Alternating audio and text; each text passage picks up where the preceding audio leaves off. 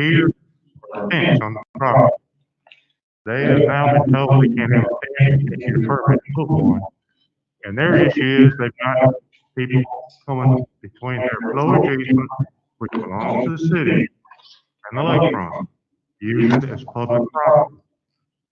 In our opinion, it's city property, not open to the public. There's gonna be a lot of homeowners out there that are gonna have an issue. They've been landscaping and caring for that property for years. Now, there's nothing to stop anybody from either pulling a boat up there or gaining access from anybody else's property and coming between yours and the lake. We're just looking for a resolution or what the decision will be, especially since they're gonna vote to take that property in now as city property. Yeah, could I? Yes, go ahead.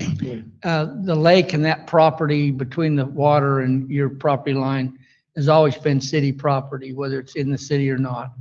And we haven't done much controlling out there. But one of the things we'll do when it annexes, we'll write some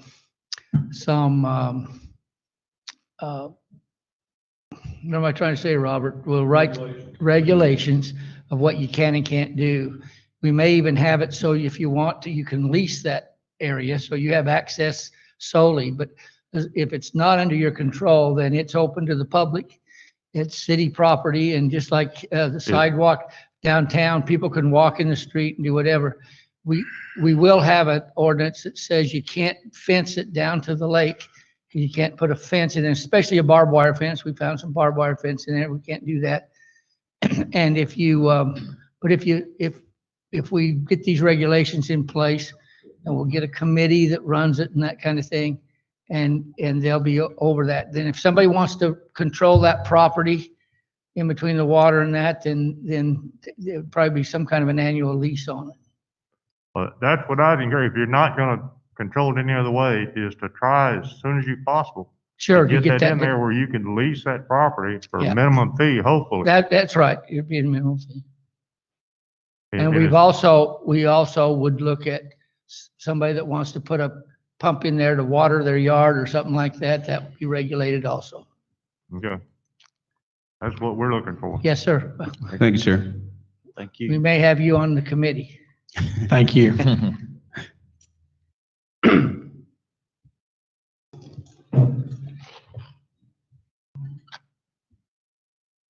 Good evening. Good My name evening. is Mike Light. I live at 2706 Silver Creek Trail here in Mount Pleasant, Texas. And I'm with Mount Pleasant ISD, Deputy Superintendent. And I just want to make a few brief comments about the Anderson Town Crossing. The increased tax base from this development will help MPISD greatly financially if it were to go forward. Any new students that we get from new housing will help our school district financially. And lastly, MPISD always prospers from growth in the community, and we support efforts from the community members to further develop our city and Titus County. Thank you. Thank you, sir. Thank you, Mr. Light.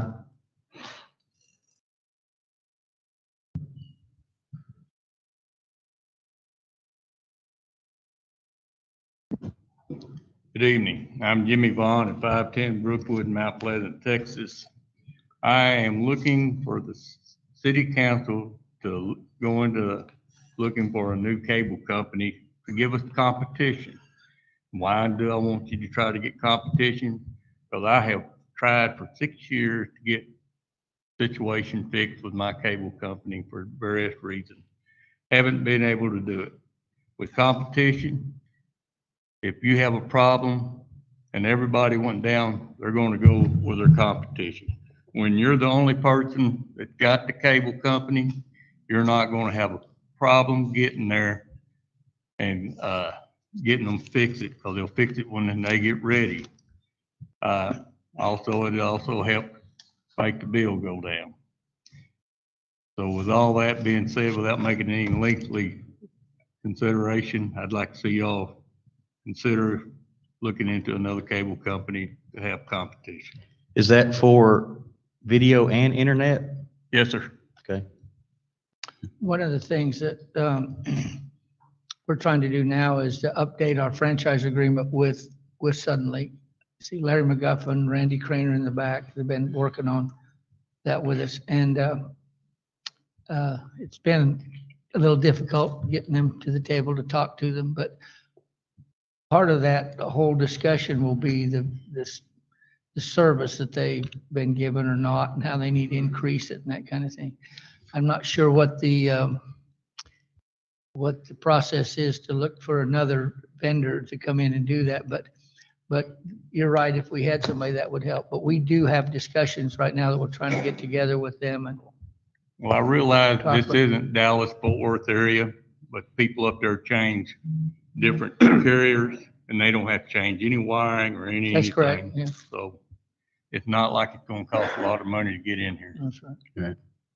And we're paying for good service also. Right. I think it'd be good for the city just to let Suddenlink know that we expect a certain level of service out of them. And that, at this time, we're not satisfied with the service that they are providing. And I think just to set the record.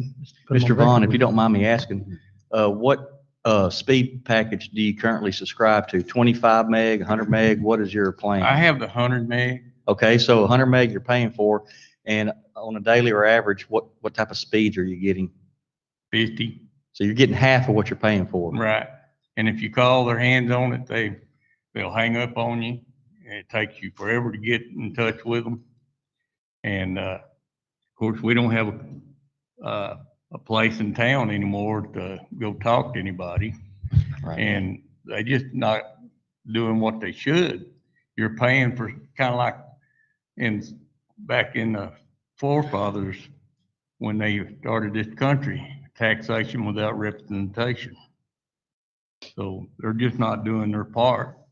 I don't want to take up all y'all's time because other people, but if you want to talk to me, I've got a long list of problems I've been fighting for years.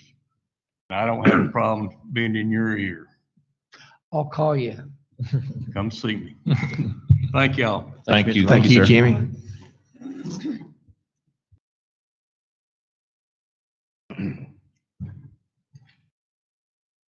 My name is Al McGinnis. I live in East Lake Tankersley Estates, County Road, 63 County Road 1123. I've been there for 30 years. Been a nice neighborhood. I've enjoyed it mainly because it was just outside the city limits. The ordinance or the annexation of the area does not, in these minutes, say how much of Lake Tankersley you are going to annex. All of it. Oh, yeah. So, I mean, the whole lake, Yes. but what distance from the lake? How that works is if the lake's down now, but if it were up going over the spillway, from the elevation of the spillway, you'd go up 7 feet. And then from that point, you go out.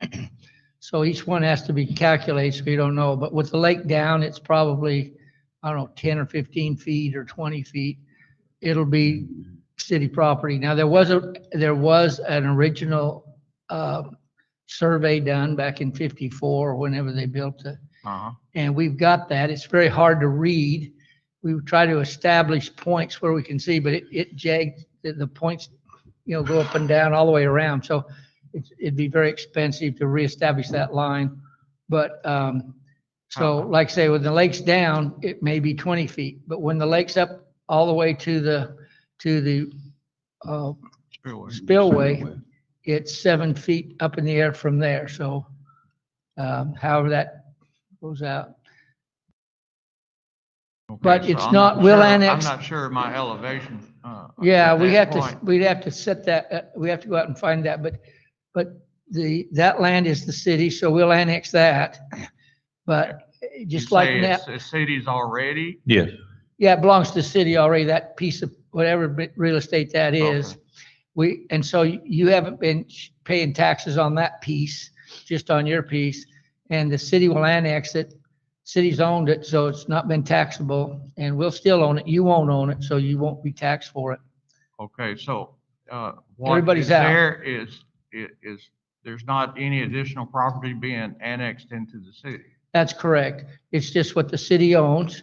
But any residences around will not be, if you're not in now, you won't be in after this annexation. Okay. But you'll be our neighbor. Well, I always have been. Thank you, sir. Thank you, Mr. We McGinnis. appreciate you. Thank you, Al.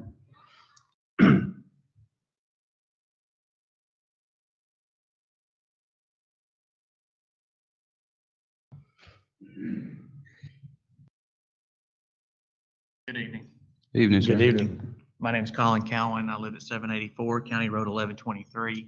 I'm on Lake Tankersley. I came just to listen to the conversation tonight, but something that's been brought up is already kind of, I want some clarification on.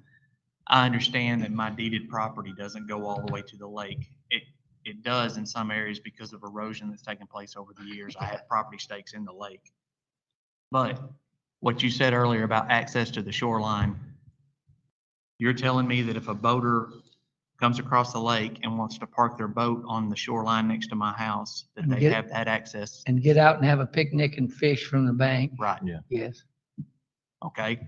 My question to you is, if that boater is hurt on that property and they decide to sue, are they going to sue the city? Or are they going to sue me as the Well, homeowner? as long as they stay on, they can only have access on mine. So that they sue the city. You wouldn't have anything to do with it. Unless you have a boathouse out there or if you've built a, Pier. pier. Tiered, If you've built out there, then that's yours, but it's on the city property. My understanding, and maybe it was an incorrect understanding, my understanding is the property that is the city's between me and the lake, whatever footage that happens to be on whatever Uh-huh. point it is, that I control that property. That's technically my property to mow, maintain, and do everything that needs to be done on it. So I have a little issue with somebody being able to come over and park a boat on my property and do whatever they want to do. That doesn't seem Right? correct. Yeah, it's very much like the sidewalk in front of your home and the curb. The city, right away on a street, say it's 30 feet, is usually 10 feet on both sides. It includes the sidewalk.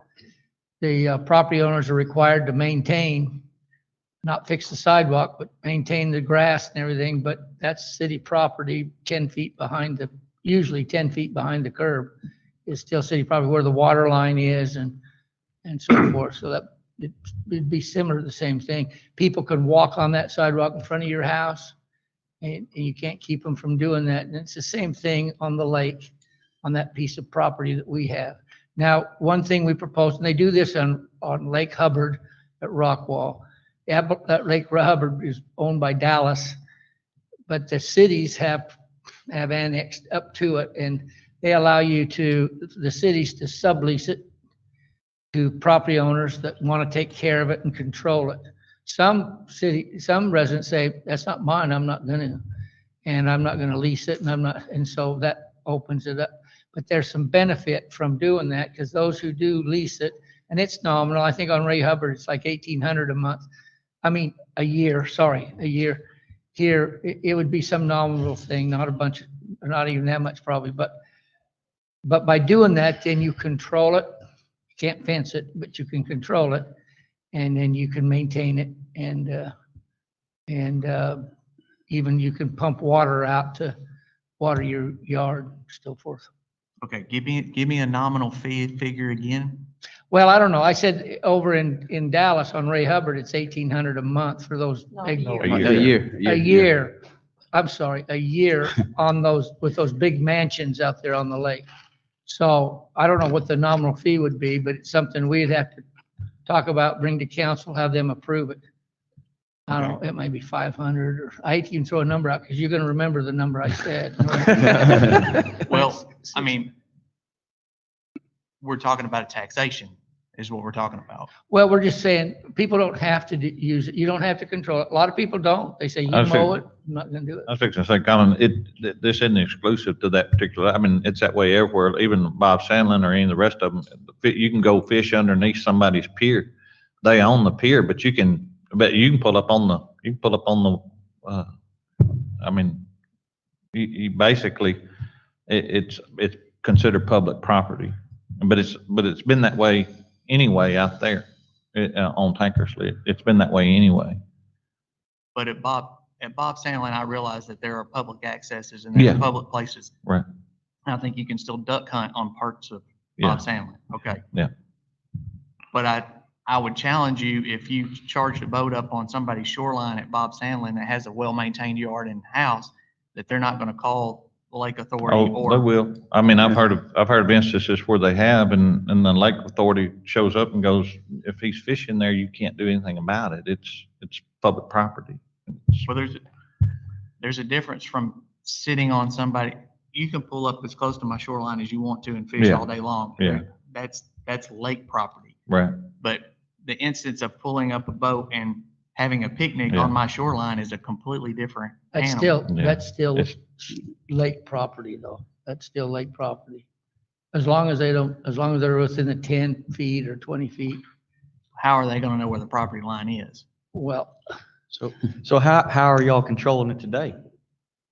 What are you doing today about anybody that comes out there on a boat and they come up? How are y'all handling it today for the homeowners that are out there today? We don't have an issue with people doing this. Okay. It was, like I said, until you mentioned it, I had never even thought about it being an issue. So It's that's always- why I wanted I clarification see. on what the fee schedule is gonna be, well, we what the don't, regulations are going to be, and at what point are we going to get a copy of that ability to lease back that land or do whatever? You know, you guys are gonna vote on annexation tonight, and we have no clear guideline for what is going to take place on our shorelines. You're saying we'll do it in the future. Well, is that next week or is that 6 years from now? it's probably over the next 6 months, But but the annexation it's the doesn't same as change it is anything now. though, really. I mean, we already own the property now I've talked to you and I've talked to a couple of different other people.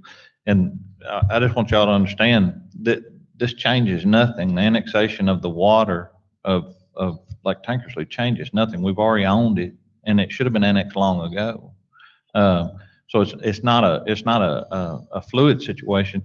The only thing fluid about it is it should have been done before. We're cleaning up messes from past, that it should have been annexed long ago.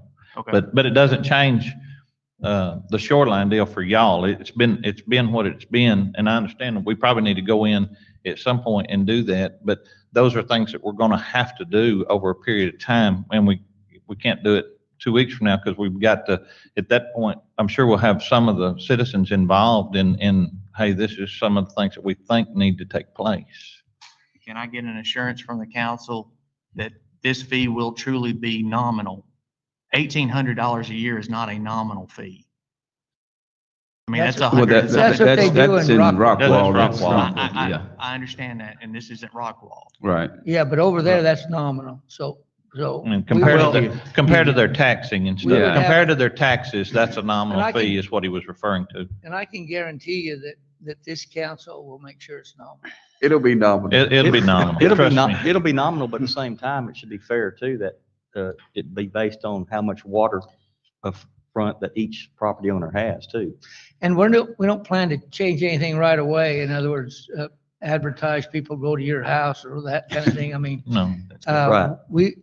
we probably aren't going to do anything. If somebody pulls up, starts having a picnic, you say, move along, that's probably okay.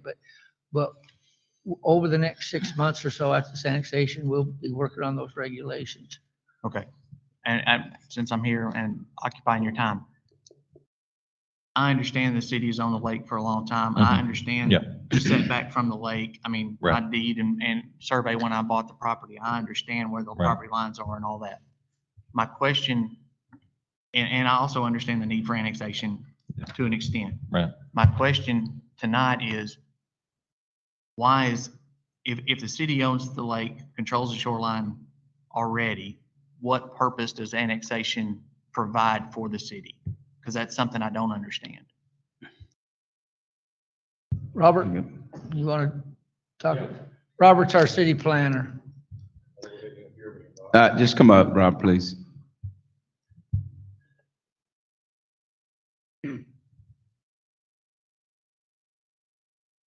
It's kind of a little, I'm going to get to that in just a minute as an agenda item, but we were asked by developer and property owners actually made the request for this annexation that are in a contractually for this, the new development that's coming in. So they've got a contract.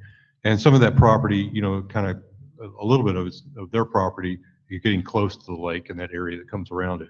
We also, the city owns, I guess describe it with a picture. If we had a picture, I could show you that. We'll get to that in a minute anyway. But the city had some public land, like a park land. It's on the south side of the lake.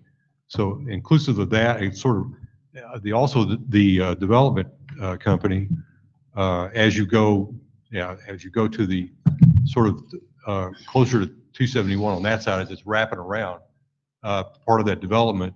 They wanted to utilize what was kind of part of the floodplain area, or look at some of the floodplain area in there as being land that they could utilize for like trails and amenities for it. Also potentially something on the lake for kayaks or whatever they were going to do as an amenity. So part of that, their annexation is tied to the development. Well, during that period of time, since the city's owned this property for 50 years or however the period, that we had to start an annexation process that actually needed to tie down the lake on the southern half of the lake. So the decision was made, this is the time to go ahead, pull the trigger and go ahead and annex all that the city owns to get it under city control. Twofold, because of the development, we also want to control what they're doing, but at the same time, because we hope this is an enhancement to the lake on the southern part of the lake and helps other property owners out there in terms of property value, to gain some control of the entire lake, so we do know what's going to be built out there. As Mr. Thatcher said, and I worked on the ordinance back in Rockwall several years ago. Several cities around there that had lake frontage on that lake, Lake Rehoboth, created an ability for the property owners to sublease or lease the property that they had adjacent to. The only problem with that was that you had to basically, the city either did it or they had the property owner had to go out and create a survey for that particular part of the lake that would be in front of you. It makes them decisions on what part of the frontage that you could actually lease. So it's going to take a bit of time to do that. Well, some of the agreements too is that you get into is you've got adjacent property owners that are next to you, one on one side of you, one on the other side of you. Well, that creates some sort of issue trying to get that squared away with your neighbors about what if you're going to lease, what are they going to be able to lease? And so we have to make those decisions. So it's a bigger, that's why it's going to take some time, because if we've got to get into that, then we'll have to determine what each person could lease. It may be on them. We may make it their responsibility to say, I want to lease this property. What do I need to do? We may have to ask them to get, with their neighbors and determine on both sides of them that they are all in agreement about what you want to lease. And then we'll create a document, probably a leasing document. And it spells out some of these rules about what you can and cannot do on the lake. And we need to look at the lake too, in terms of how functional it is. I've heard it wasn't very deep. It's a shallow lake. So there may be prohibitions. We want to prohibit certain things out there because of that reason. So there's a number of things we can do with that. Anyway, the main purpose of annexation was to do exactly that, control the southern part of the lake for development, but at the same time, know that that's going to be an asset, and we want to control the entire lake now at this point. It's the time to do it. So that's the answer. The other thing he mentioned about controlling things, we've already had some neighbors having disputes over fences or what's theirs or what they shouldn't do. And it gives us the authority to send our chief Buman out there on a wave runner and solve the problem. He likes that idea, but it gives us the authority to enforce something that's not in the county. Yeah, it's a little different too, because you're county residents and not in the city.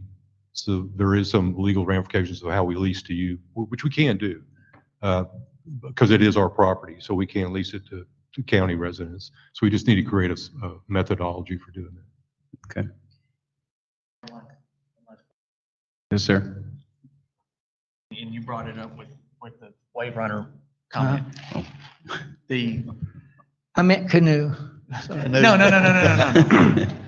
with the city annexing Tankersley, like currently, if there is an activity taking place at the park, the boat ramp, loud music, whatever, the residents out there have to call the sheriff's department to deal with that.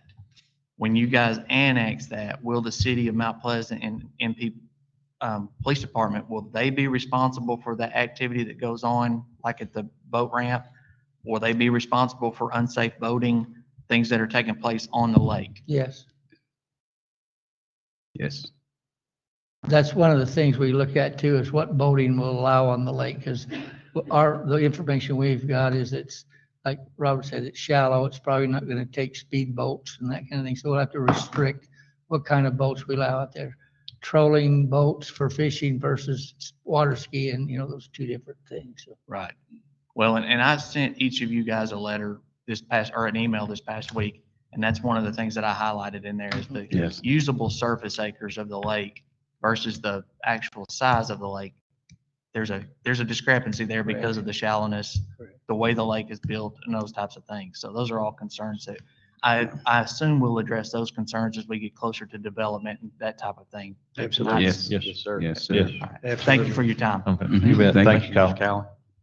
Thank you for your comments. Mr. City Manager, I have a question. When the city actually completes the annexation process of Tankersley, can the city put in some restrictions that says these are designated places for picnicking and things? Can we handle some of these issues that way? We can, as long as, like, we have a park there now over there, Right. so that would be one. But as far as around the lake, there's probably no really good place to say this is a designated picnic unless we want to develop one.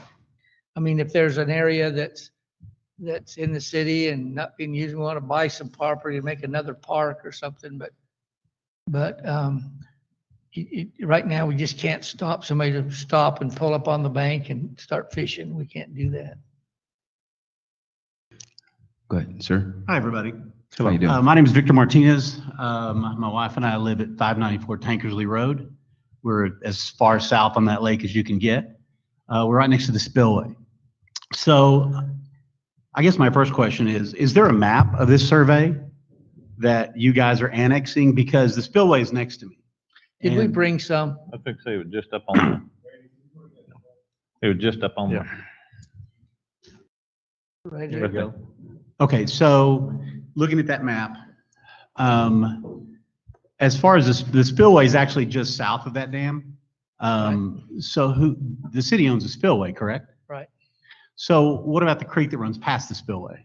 How much of that, because that creek runs through my property, and I'd like to know what the city is trying to annex on my side of the property? No, we won't annex any of your property. So you just own the spillway to the end of the concrete, Yeah, the dam, yeah. the dam, sure. Well, the dam it's earth, yeah, but then the spillway Into the is spillway. concrete, sure. So someone had brought it up earlier, as far as who's policing the area, we've got, so I can walk out my back gate and go down the spillway, and there's kids and adults, young adults, down there not fishing, doing all kinds of things, tagging, the concrete walls, and I haven't done anything. We just moved in. I mean, we just, like 2 weeks ago. So this is very important to me because I spent a lot of money on the property and redoing my house. So I just need to make sure that there is adequate, who do I call? So do I call the sheriff? Do I call MPD once this is You annexed? call Judge McNatt. Okay. No, I think, Now, this is a very good question. I think that probably our chief, because if they're in the county, then it's the county, but you get a line there sometimes. So I think the chief, Human, and Sheriff Ingram Yeah. probably ought to get together and decide how that's going to be handled. Maybe both of them at the same time. yeah, well, and I guess my concern is on this side behind the VFW hall, there's actually a gate that says no trespassing. But you've got people walking down that Right. dam all the time. Right. Yeah. Now, I've got 2 little girls and they're the loves of my life, and I'll protect them at any cost.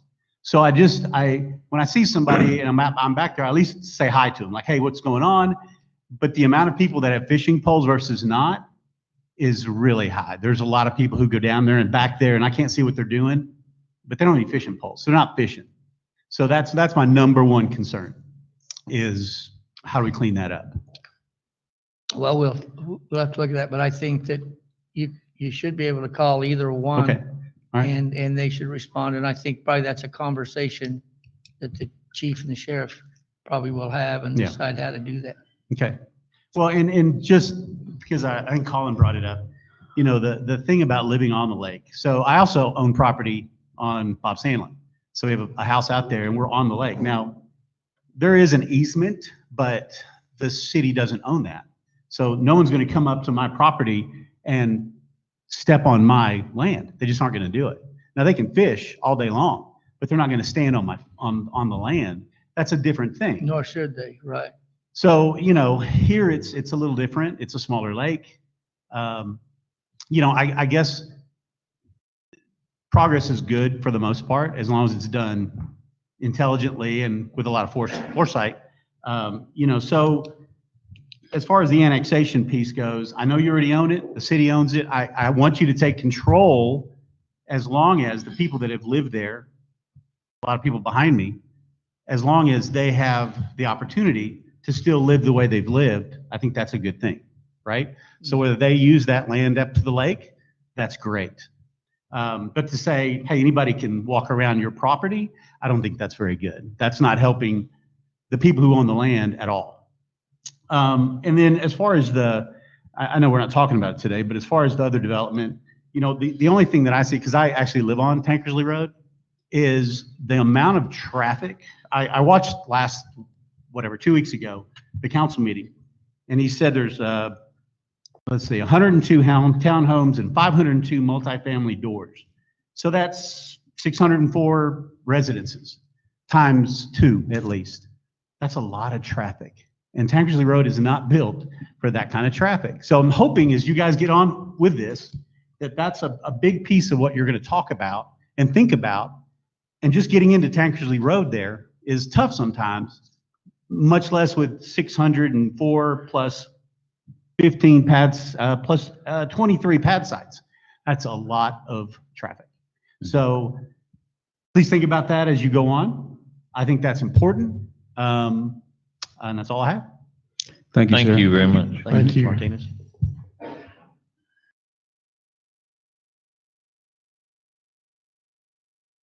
My name is Mike Peterson. I live over on 1123 on Tankersley Road. It's been brought up a little bit. Mostly you guys are talking about other stuff, but I'm worried about what you're going to do regulation-wise, controlling the lake traffic. It's not as big a lake as you think it is. You get a couple boats running, you're watching out for each other. It can handle quite a few for fishermen. But I mean, me and my family like to go play on the lake. I'd hate to have to travel clear to Bob Sandlin or Lake Cypress just to ski when I got a lake in my backyard. So I just wonder what kind of regulations you're thinking about, if you have any already. How are you going to control lake traffic?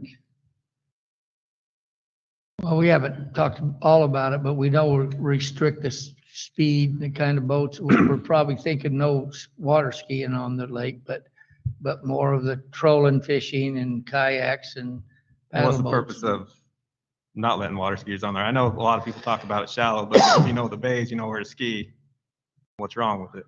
A lot of people don't know where it is, and I understand there's some stumps under the water and so forth, and so if it was a big lake, deep lake, and so forth, it's one thing, but, and the city's, you know, it's our lake, so we have a liability there if we don't restrict it to some unsafe.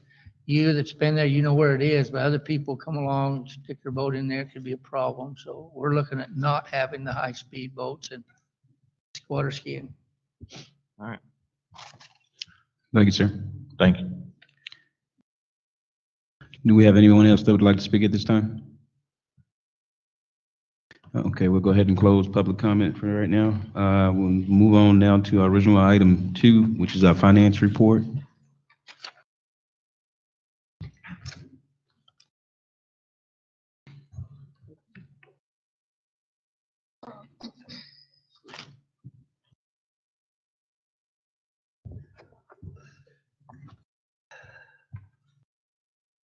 Good evening, Mayor and Council. Thank you very much. This is our September financial report in front of you. We've closed our year end. We're working on doing our final audit entries and closing year end entries. You have a draft financial in front of you. I usually don't like to put out a final financial until we get all the audit entries done. We ended up collecting 97.32% of our property taxes from what we originally assessed at the beginning of the year. That's generally what we collect for property taxes, so that's pretty good. Fines and fees ended up about 42% down. Sales tax, we ended up about 8.07% above our original budget for the year, and about 5.51% above prior year. So sales tax did really well for us for the year. We're still, like I said, looking to bring our final audit budget amendment to y'all once we get all our final expenses in. We still have a few of those rolling in, invoices for last year. So we'll get those paid up, and then we'll bring one final budget amendment to you, and then we'll roll all those in for 2021 fiscal year end, and we'll have everything for you. I also included our year-end cash balance report for y'all at the beginning of your financial statements, so you can kind of see where we are. We have about $22.8 million in the bank. That's where we sit. That's all in investments and cash, with a 23.1 million book balance. So there's just a few outstanding deposits and outstanding checks that haven't cleared between the two balances. That's really good cash balance for us. And so that's where we sit financially wise, and I'll take any questions if you have any. Michaela, was there any one area where you saw an increase in the sales tax? So I was been reviewing those, and we did really well in just like our Home Depots, our Walmart collections were up really well. Lowe's was up really well. We didn't do as well in some of our beverage tax, liquor tax areas. And really, we didn't see a downturn at all in really a lot of our overall sales tax. We were really fortunate in that we don't generate a whole lot of sales tax in our industries like some of your entertainment. We don't have a lot of entertainment industries. Now, our movie theater did see some downturn in sales tax in that area, but like we don't have a big lot of shopping malls. We don't have a lot of big stuff like Arlington does, and some of those entertainment districts that did see a lot of, and we don't have a huge mall. So we were really fortunate to come through COVID a lot better than some of the other cities did. And so when I was reviewing where our top sales tax were, we didn't really see that much of a dip. So that's why we were able to pull through and still see such a 5.5% increase above last year. So. You have to remember also the stimulus money that came into the economy through the people that got anywhere from families, $3,000, $4,000. That's correct. And they spent that money here locally. And of course, your liquor and alcohol sales would be, the tax from that would be down because the restaurants was closed. And yes, and we did see our liquor and tax alcohol went down about 40% for the month. I have not got our quarter this month, but last quarter's was down about almost 40% just last quarter. So, but a lot of people spent the stimulus money. You could go to some of the big box stores and you see them leaving out there with the TVs and the computers. And one of the things we attributed the sales tax staying up to is the fact that our mayor and our county judge, where they implemented safeguards, they didn't shut everything down across. The governor shut some things down, but in some cities and in Dallas, they shut a lot of things down. We could still here, if you social distance and wore a mask, you could still go into the Western store and buy some boots. In some of the cities in Dallas, over you couldn't, they were shut down too. So even a barber shop and different things. But you go to the cleaners, you could do, so we had a lot of our restaurants in that open. If you'd go to the curb, and then shortly after that, you could go in, social distance and so forth. and wear a mask, they could get up to 50% people in there. So we weren't one of the cities that shut everything down for months and months and then opened a little bit. We had some restrictions and tried to keep them open. Hamburger stores, we tried to keep open. Every bit. We have any more questions? Thank you, Mikhail. I'd like to Thank you. say that on our audit committee, we talked to the auditors and they're getting ready to do a preliminary audit. And they told us, Mikhail and I think they said this week and next week, we want to set up a time for the audit committee. It'll be virtual. They're going to be not here, but we can go over their preliminary audit with the committee. So if you guys are all right, we'll be calling you, try to set that up in the next week. That'll be good. Okay. Thank you. Thank you, Ms. Reeves. Okay, we'll go ahead and close that item and move on to item 3 on our agenda. Consider approval of ordinance 2020-18, amending and adopting a complete fee schedule. Good evening, Mayor, council members. Just to give you an update, last Wednesday, myself, Mr. Thatcher, Councilmember Chappelle, Councilmember Walker, and the mayor, and Anthony with the utilities, we all got together, went over the fees, kind of picked them apart one by one, and went through them. And so the list that you have tonight was the list that was agreed upon in that meeting for the fees.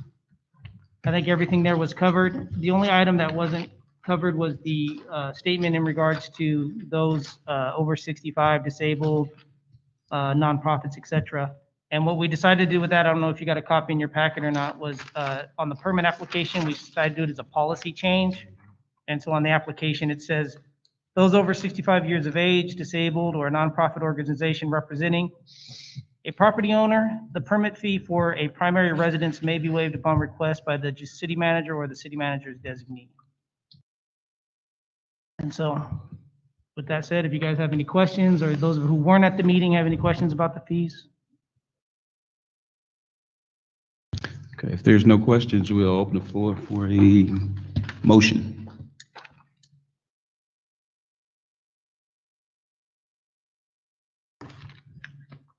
I make a motion, we consider approval of ordinance 2020-18, amending and adopting a complete fee schedule. A motion by Mr. Chappelle. Do we have a second? I second the motion. We have a second by Mr. Jerry Walker. Madam Secretary, record the vote, please. Councilman Adams. Aye. Walker.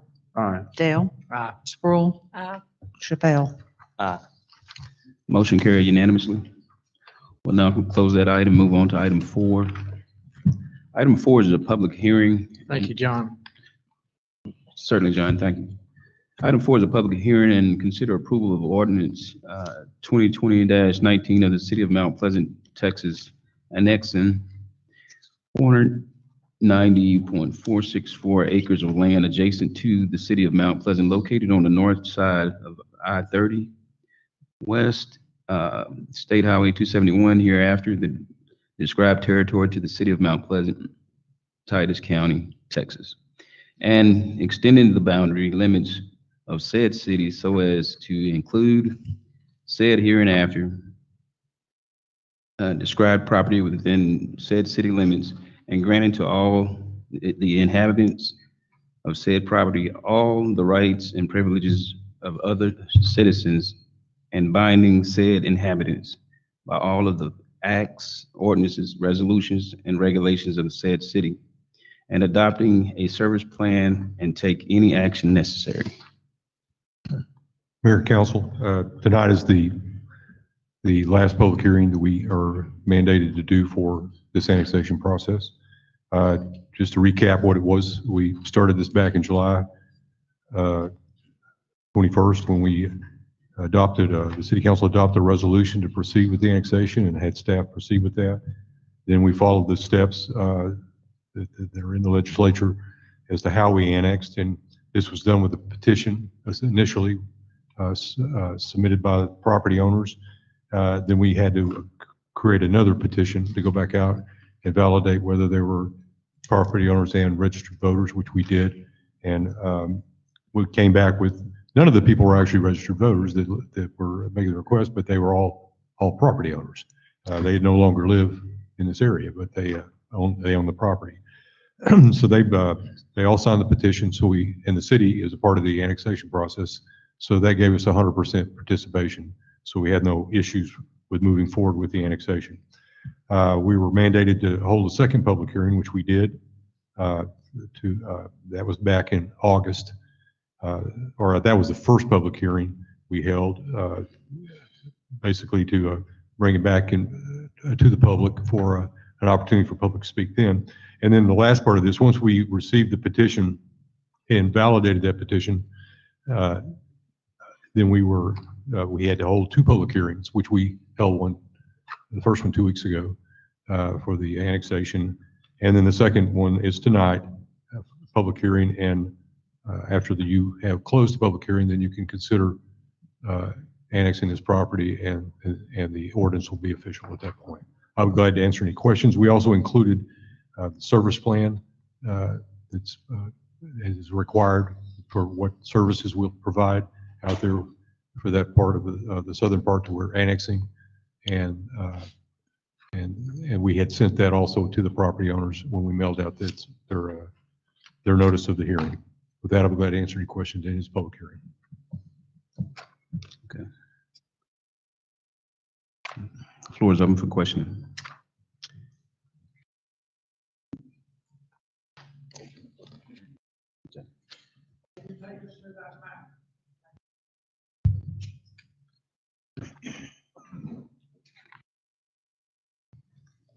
The colors just were delineating the time that this was put together. Was trying to delineate the different parcels that are owned by the city in terms of deeds that were deeded to the city. That's why they're different colors. You can't really see the appraisal district ID numbers, but those are just essentially the ID numbers that correspond to deeds, how the city actually attained the lake. Those different colors down in all the lake property, that's what that's about. In the southern part of it, near the interstate, are the property owners' actual ID numbers for their properties. I think there were 4 of those. And then there's a little small piece that's a piece of parkland that the city owned. It's in the brown color down at the bottom. The other colors, the blue, green, sort of the olive color at the top, and the other blue, darker blue colors, that's all the city lake owned property. And again, the stuff to the south there near the interstate are the different parcels that the property owners own. Robert, I just want to thank you for your work on this, because this is a difficult thing to do now, annexing property, correct? It's become very, the state legislature did pass some legislation back in 2019 that made it somewhat, if not, I won't say impossible, but it made it much more difficult for cities to annex. Involuntary annexation, it pretty much has become, it has to be a voluntary annexation. It has to be requested primarily from. And with that said, I want to make sure everybody understands. You did say all property owners were notified, and we had 100% participation, correct? Of the property owners that requested the annexation. Okay. That's what. No opposition at our hearings either, No, I think I mentioned. No opposition. Brandon, can you stick that next map up just to show people? Roll it to the next slide, I think. Yeah, that's the picture. That's the survey that we had to piece together from the old 1950s survey that's up at the county clerk's office. We took that information. We finally got a good copy of it, and we were able to create from the meets and bounds description that's included an actual map of the lake, and you can see how many calls we have to put on that thing. It's very difficult to kind of read. All the calls, those are numbers. All the calls are on the next page of the map. It's on there. I didn't include that. I'm sure people would too much. Robert, do you think we can maybe check with Suzanne, see if we can't put this out on a downloaded copy on the website, so people that want to get a copy, they can? Yeah, we had just gotten this. Yeah. The official map last week. We Yeah. just gotten it finally. We can put that up if we need to do that. That'd be good. So this is a refresh of the original map. Yeah, we had Yeah. KSA They took pictures of it, went over there. We couldn't get into it for a long time because of the COVID thing. And when the map is hard to read, it's only one copy of it in the clerk's office. It's kind of difficult. You've got to kind of zoom in on it. And they took some pictures with digital cameras and they were able to zoom in on these calls and then piece it together. We finally got it put together. Took a while. And that's a basis when it will help to a certain degree when talking about the leasing potential out there. We had to have some document that would, the surveyors, there's some control, what I call control points, if you're familiar with surveying. Some of the control points on the southern part of the lake, we're looking at some of that development. They've already set control out there. So there are some surveyed monuments that are out there on the lake that we can utilize. It's going to be a challenge, but you can start there and then start building points. So if somebody needs to get some portion of the property surveyed, we've already got some control established that they could do that. So there's a mechanism for doing that. Okay. Okay, this is a public hearing item. If anyone in the public has any comment or anything, this be your time. Okay, if not, I'm going to open this item up for a motion.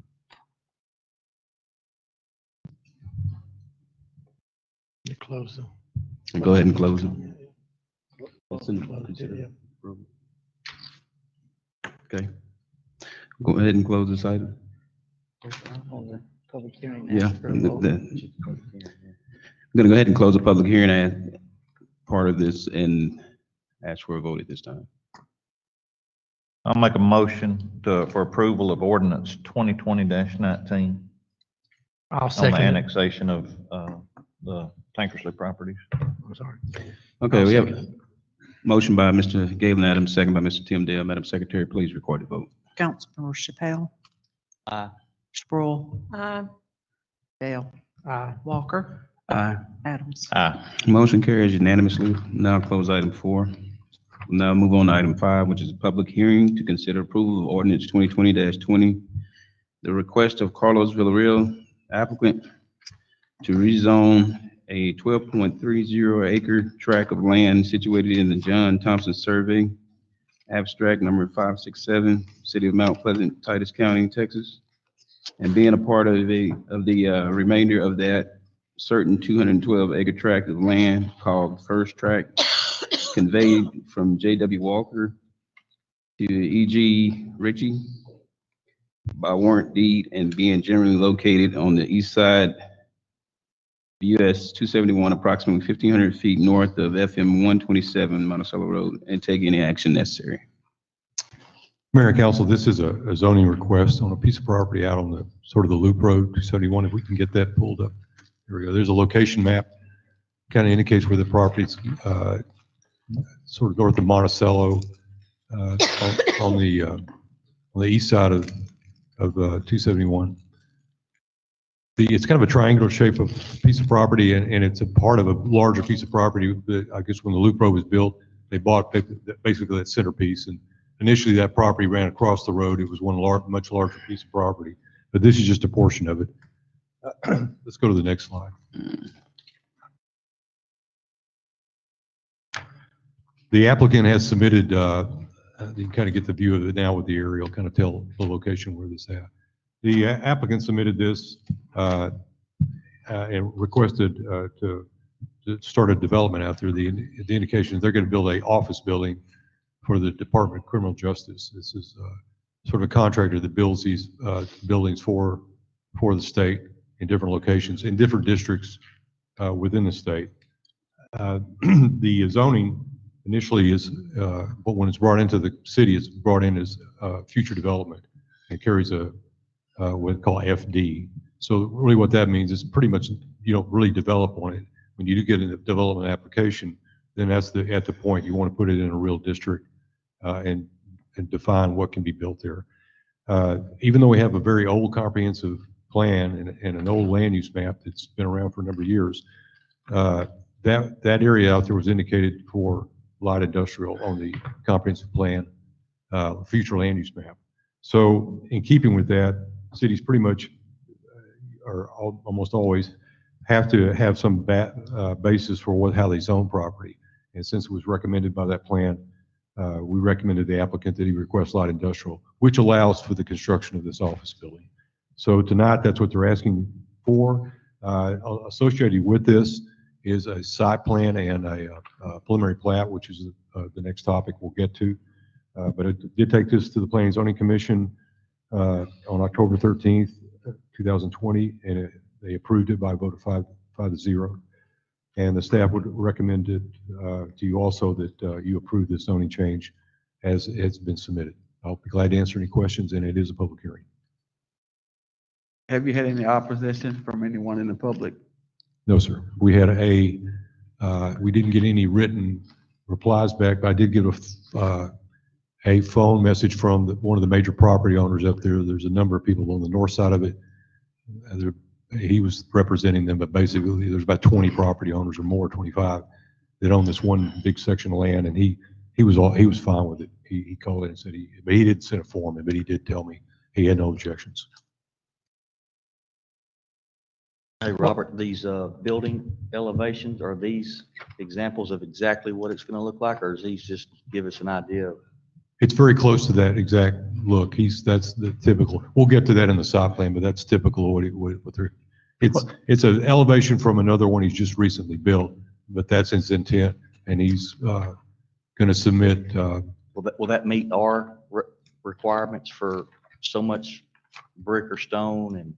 Well, honestly, we don't have requirements out there on that. Along that area. Yeah, there's not really hard and fast requirements for masonry, but they're willing to do it. It was our suggestion that they do it, that they create, try to get a higher standard of building out there, and they're doing that. What's the square footage on most of these buildings, these offices? This is 15. This one's 15,000 square feet. 15. The contingent properties and around this property, is there any zoning in place? No, it comes in as a future development.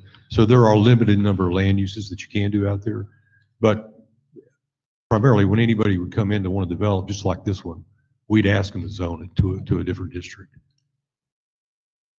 Okay, so the other potentially, the other properties out there on that loop that would want to come in the future, how would that be handled if this is light industrial? What if it's more a whatever grade of industrial? If it's not light, what is it? If it goes up in scale, what's it called? Well, it's heavy industrial. Heavy industrial. What if a heavy industrial wants to be next door? Will that matter? There are not going to be any heavy industrial because out there right currently that land use map doesn't allow or doesn't recommend that there any heavy industrial in that section right there. The other part of this is at some point, hopefully within a year, we're looking at relooking at the land use plan, the comprehensive plan. And if there's some different recommendations out there as to how we would handle that, it may be an overlay or something that gets on that restricts some of the light industrial uses you could put out there too.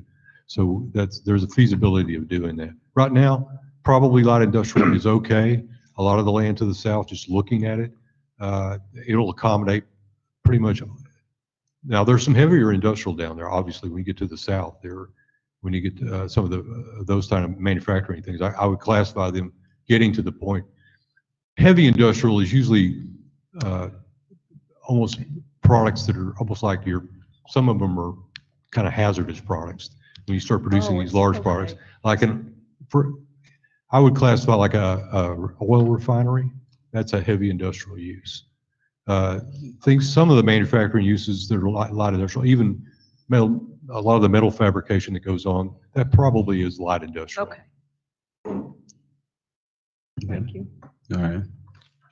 Okay, again, this is a public hearing. If anyone in the public has anything on this item.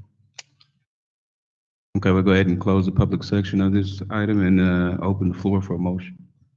I'll make a motion that we approve this ordinance 2020 and the request for the applicant to rezone this 12.30 acre tract of land that's situated in the John Thompson survey as presented tonight. I'll second that. Okay, we have a motion by Mr. Tim Dale, second by Mr. Henry Chappelle. Madam Secretary, record the vote, please. Councilmember Adams. Aye. Walker. Aye. Dale. Aye. Sproul. Aye. Chappelle. Aye. Okay, that motion carries unanimously. We'll go ahead and close that item, move on to item 6. Item 6 is to discuss and consider the approval of the preliminary plat and site plan of Royal Ranches Addition situated in the John Thompson Survey, abstract number 567, City of Mount Pleasant, Titus County, Texas, and being a part of the remainder of that certain 212-acre tract of land called First Tract conveyed from J.W. Walker to E.G. Ritchie by warrant deed and being generally located on the east side of US 271, approximately 1,500 feet north of FM 127 Monticello Road, and take any action necessary. Mayor and council, this is the next part of the application. His applicant has submitted a preliminary plat, and also we combined that with the site plan. This is you're seeing a copy of that, and if you see it on the screen, that's the preliminary plat. They actually are, when we looked at this, they're only basically developing a smaller portion of this 12 acres. It's only basically a little over an acre of land that they're really developing for the building site at this time. They may or may not eventually replat some of it and sell it, but I don't necessarily think so. This particular use, there are some state guidelines and requirements for spacing and distance requirements for these the Department of Criminal Justice buildings. So they need to maintain a certain distance from other uses. So the likelihood of them selling part of this off is probably not that great. They probably could get potentially another office, probably another office site or so in there could happen. But there'll be somewhat of a limitation on what they will be able to do. And hopefully they will be able to expand. As maybe if you've driven out there, you've noticed the land has got some pretty steep grade on it, and they currently going to have to do some substantial grading out there to get it to where they can develop their pad site. What we had recommended to the Planning and Zoning Commission, there's some things there we need to get finalized on their site plan and their platting, but they'll have to get final approval in their engineering. They pretty much have close to, I would say, 90% of it done. We've reviewed 90% of it with KSA. However, there is they've got to obtain a permit from TxDOT for drainage because that's where their outflow is probably going to end up being. With that being said, they'll do a more extensive drainage plan, and at that time we'll determine whether or not they're going to have to be required to do on-site detention for the drainage. That's one thing I wanted to let you know, that that'll be coming back. Also, when this is the preliminary plat, so you will see a final plat, but before we bring that final plat, they'll construct, it'll be constructed based on this preliminary, but they'll have to submit that final, and you'll see that again in this process, and at that time we'll know that they've had to construct a detention area. Addition, can we go to the site plan? Push, there we go. Kind of hard to see this one on the screen, but that's the location. You can see that it's really a smaller, substantially smaller area that they're developing at this time. They are be required to submit they've talked about landscaping and lighting and exterior building materials, which you've seen an example of, and they talk about that in the site planning. But we're going to ask them, they're going to submit an actual landscape plan. I do want a lighting plan submitted with cut sheets of the lights, and we'll get a more detailed building material board when they bring that to us at the time when they submit for their building plan. Again, we talk about the TxDOT permit that they're going to have to solve the drainage. And also we're asking them, there's not any water and sewer out there at this time. I know we talked about the city being involved with having a water line placed out here in the near future. They currently are asking to be able to drill a well on the property if we're not there to be able to provide water. I think we're going to be there to provide water, hopefully in the same timing. That project was approved and they're doing the design work on it now, and then they'll go right to bid and do it. So we're probably 9 months out maybe. And I'm sure they're in that frame. They have to be at least that amount of time out on their building project. what we're going to do though with the final plat, also about the sewer, they're asking to do an aerobic system and put it out there. And that's what you're kind of basically, when you approve this preliminary, you're kind of approving that fact that they don't have sewer out there and they're an aerobic system. But before the final plat is approved, we will put a facilities agreement together that requires that they hook up the sewer at some point in the future when it becomes about 150 feet from any portion of the property. They'll be mandated to hook up, and they're aware of that, and and that'll be part of the final plat. I'll bring that document back to you to sign before you approve the plat. With that being said, I think that's pretty much it. It covers it. I'll be glad to answer any questions you have. I think there's a representative here, engineering representative here to answer any questions you may have. Robert, that property there that's adjacent to the east there, property 4825. You know what type of property that is, how it's zoned? Is it single family dwelling or is it industrial? What is it? 4825. It's to the east. Can you go back to the colorful map there, the one that's got the blue outline? Can you go back one there?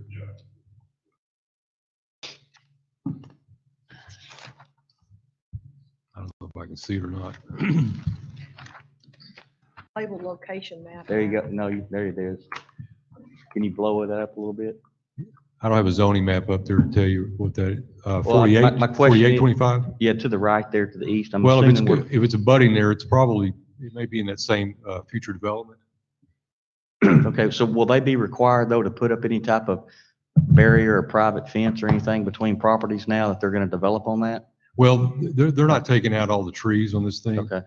They're taking out a portion of the But trees. let's just go down the road, 10 years down the road, they take the trees out. Are they going to be required to put up we're going to make sure that they put up a barrier? Remember we talked about that with some of the businesses in town having to put up a barrier between, or a fence between the properties. It's between Well, you put up- residential and. yeah. Right, so Yeah. that's why I was asking what. Yeah, type that's of- not residential Okay, zoning. so it won't.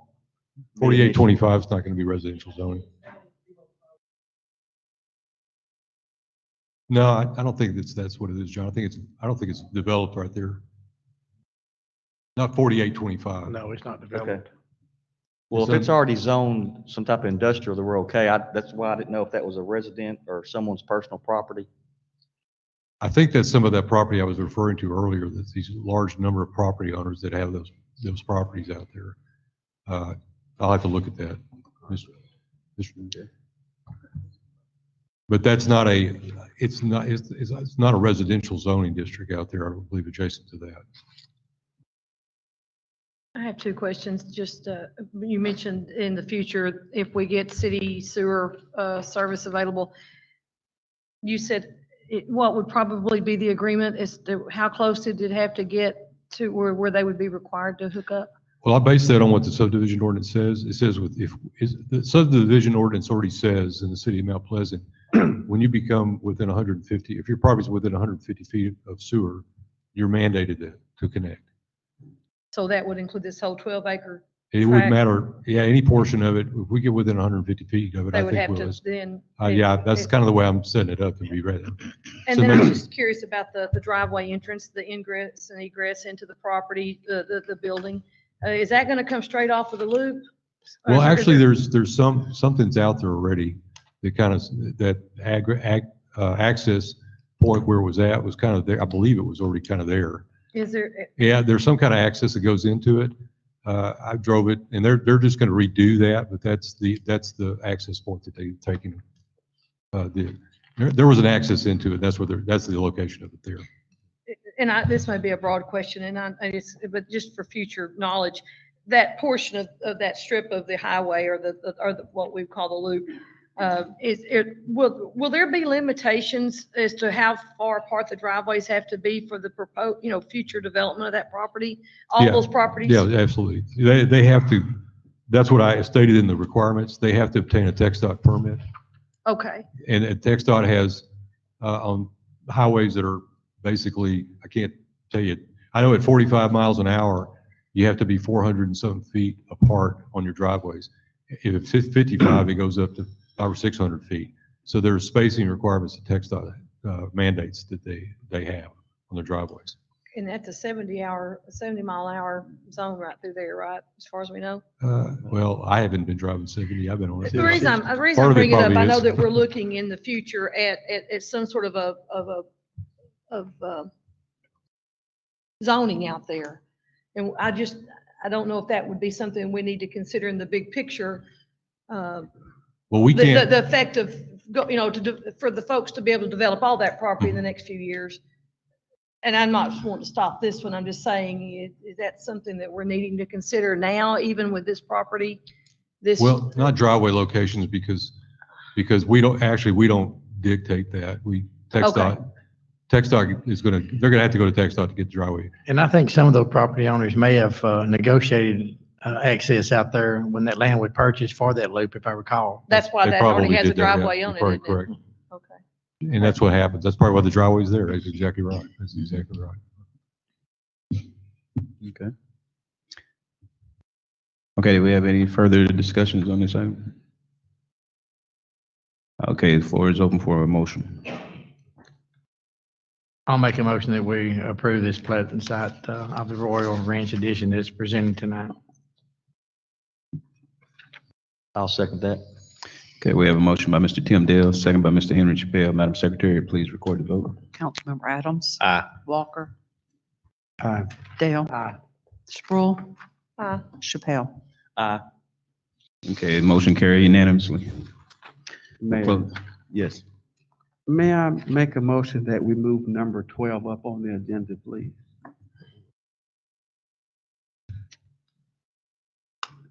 Most of what's in that tonight is dealing with city business. I'd like to move them up on the agenda, please.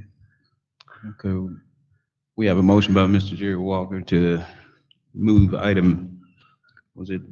12. Item 12 on the agenda. Do we have a second? I'll second that. Okay, we have a second by Mr. Tim Dale. Madam Secretary, record the vote. Councilmember Adams. Aye. Walker. Aye. Dale. Aye. Sproul. Aye. Chappelle. Aye. Okay, motion carries unanimously. At this time, we'll move item 12 as our next agenda item to discuss a franchise agreement with CenterPoint Energy. Council members, Mayor, I and we, as you know, we've been working with the folks from CenterPoint on a franchise agreement. And I and Gary and Galen, and the mayor met with John and Karen from CenterPoint and talked through some of the options and things we need to do. As you may know, our current agreement with them has just been ongoing. Our agreement expired in 2013, and they've been running on that agreement up to now. So we're trying to improve get it up to date and improve a new one. So John, take it away. We've asked him to give us a little presentation of where we are, what we're doing. And I think we're planning on bringing it back for approval at another time, but we just wanted to discuss this with the entire council of what the options are. Okay, thanks, sir. Floor is yours. Evening, Mayor, Council, Mr. Thatcher, thanks for the introduction. My name's John Seal. I'm with CenterPoint Energy. I've been with the company for 30 years. I currently live in Longview, and Mount Pleasant's one of our operating areas. John, if you could pull that up like that. Is that better? That is. A little better. Karen Bradshaw, she's the area manager of Mount Pleasant. She's sitting back there. She's back there in the back. Anyway, we have a franchise agreement, as y'all all know, with our cities for natural gas. And the original franchise was signed and approved in 1988. It was a 25-year deal at 2%. And that franchise expired in 2013. So we've been operating on an expired franchise for a little over 7 years. And so we've come to the table with Mr. Thatcher and his group to talk about what our new franchise looks like. And currently today, Mount Pleasant is getting 6%, which is the highest paid city in the state of Texas. Wow. And we are trying to get all our cities in line, not only from a rate perspective, but from a franchise perspective. Look, nobody wants to give money up, right? So the franchise that is proposed, that's on the table today, is a 5% deal But there's some other mechanisms in there for the city to make up that percent and some through what we call transportation. The one thing that CenterPoint Energy is asking to do the 5% in the transportation proposal is to do another long-term deal, 30-year deal this time, and ask the city to give up original jurisdictions just over rates, not the streets, not the property that the city owns, just rates. I'm sorry, one more time. Yes, sir. So we're asking the city to give up original jurisdiction over rates, not the properties, not the easements, not the streets, none of that stuff, just the rates. And basically what that means is when we come in for a rate increase, that would go right to the state of Texas. We don't come to the city of Mount Pleasant. Where currently today, we come to you guys and say, hey, we want to raise the rate to whatever, and it goes through city council for approval. If I could just interject in here, if you Sure. remember on CenterPoint or on Swiftco, they'll propose a rate increase. And then what we do is we come quickly in here and pass an ordinance. In fact, we're going to have one in the next time for Swiftco. And we ask to suspend the rate request. And then our attorneys in Austin get together, and all the cities out here that are in CenterPoint or Swiftco get together. And the attorneys go to the Railroad Commission for CenterPoint with us, and they all negotiate a contract, and the Railroad Commission says this is what it ought to be, and our attorneys work in, and then they agree. And usually whatever it's requested is, usually it's less than what they request. If we don't suspend it, it goes into effect. But what happens is that what I just said, if we don't suspend it, it could legally just go into effect what they ask. What CenterPoint does is they don't do that. They wait to see what the Railroad Commission and the city's attorneys work out. Whatever that is approved, they give that rate to all the cities in the area. So they don't have different cities with different rates increases. And so what they're asking is that we let the Railroad Commission and really the large cities that want to stay in it, Tyler, Longview, and those, that they do that negotiation, and whatever that comes out, they give it to all the cities anyway. We just don't participate with those attorneys on that issue. So that's what they're asking. I hope that helped you understand what they're asking to do. And I can also add to that, Mr. Thatcher, when we just recently came to Mount Pleasant. It's been 6 years since we've had a rate increase, and we recently just came out and asked for that. And again, if you would have approved it, we still would not have put that rate into effect until the commission had the final ruling on it. Because we operate almost 300 cities in the state of Texas, and if we have to go adjust rates through all those cities, throughout the year, it's trouble. I mean, it's a lot of work, right? It takes a lot of employees to produce those rates and make the rate mechanisms all work, get the bills out and things of that nature. So we try to simplify that. We only implement the rate one time. And you can see how that can be beneficial and efficient from our side. But again, this is just something that I can tell you close to 50 of your neighbors here in the East Texas footprint have adopted this franchise. And so I've encouraged Mr. Thatcher to reach out to the neighbors, to the other cities, and have conversations with them to see how well this franchise is working for them. And I can tell you it works very well for the cities, and it works very well for the company. And most importantly, it's a great deal for our customers, your taxpayers. Okay.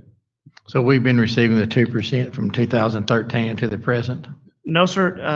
The original deal in '88 was 2%. Somewhere in the mid '90s, you guys gained 6%. So Okay. It's been 6%. Let's just call it 95 for conversation currently today. I think Kerry got a bonus on that year. Yeah, we're not sure how that happened. Well- Back then we were an Arkla property, and we merged with Arkla back in 2000, 99, 2000. Right. So we're not really sure what happened with the Arkla property at that time. If y'all want to know sometime after this meeting, ask Kerry. He's got the history. So here's what we kind of went through when we sat down with them. So in 1988, there was a definition of we get franchise on sales or whatever. So we were getting 6% of of the actual sales. Well, there's a definition difference of sales and transmission. So some of the bigger companies that are here are buying on the secondary market. So you have a transmission rather than a sale. So we're not getting the 6% on that. But what they're proposing at this point is we take 5%, but we get 100% of the volume of transmission, okay? So actually, the 5% increases our franchise by $75,000 a year. Is that correct? Based on the 2019 Based on the data, 19 numbers. That would be correct. So If we go from 6 to 5, that costs us 25,000, but we increase the revenue by 100,000. yes. So the net Yeah, 77. so the net gain is 75,000. And so at some point, we need to get to the volume we need to get paid on the whole volume. And if we stay at 6%, we don't get that. So dropping to the 5% actually increases our revenue.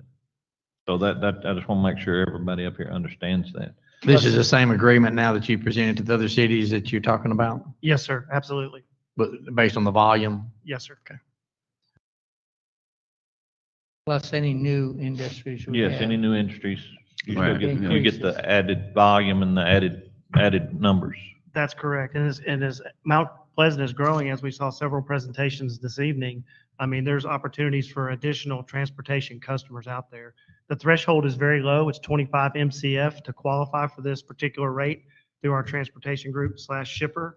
And, the sky's the limit. I mean, you could be at 30, 40, 50 of these customers in, 5, 10 years. It's just. And here was my thought on it is in 1988, nobody could fathom the difference between the definition difference of sale versus transmission. So if we don't pick that up now, we're going to continue to miss it. I mean, at what point, I even made the point to them, at what point does CenterPoint go, well, I'm going to sell all of it on secondary market and we're just a transmission, which technically probably would never happen, but the possibility is there because there's a definition difference. So we need to clean it up.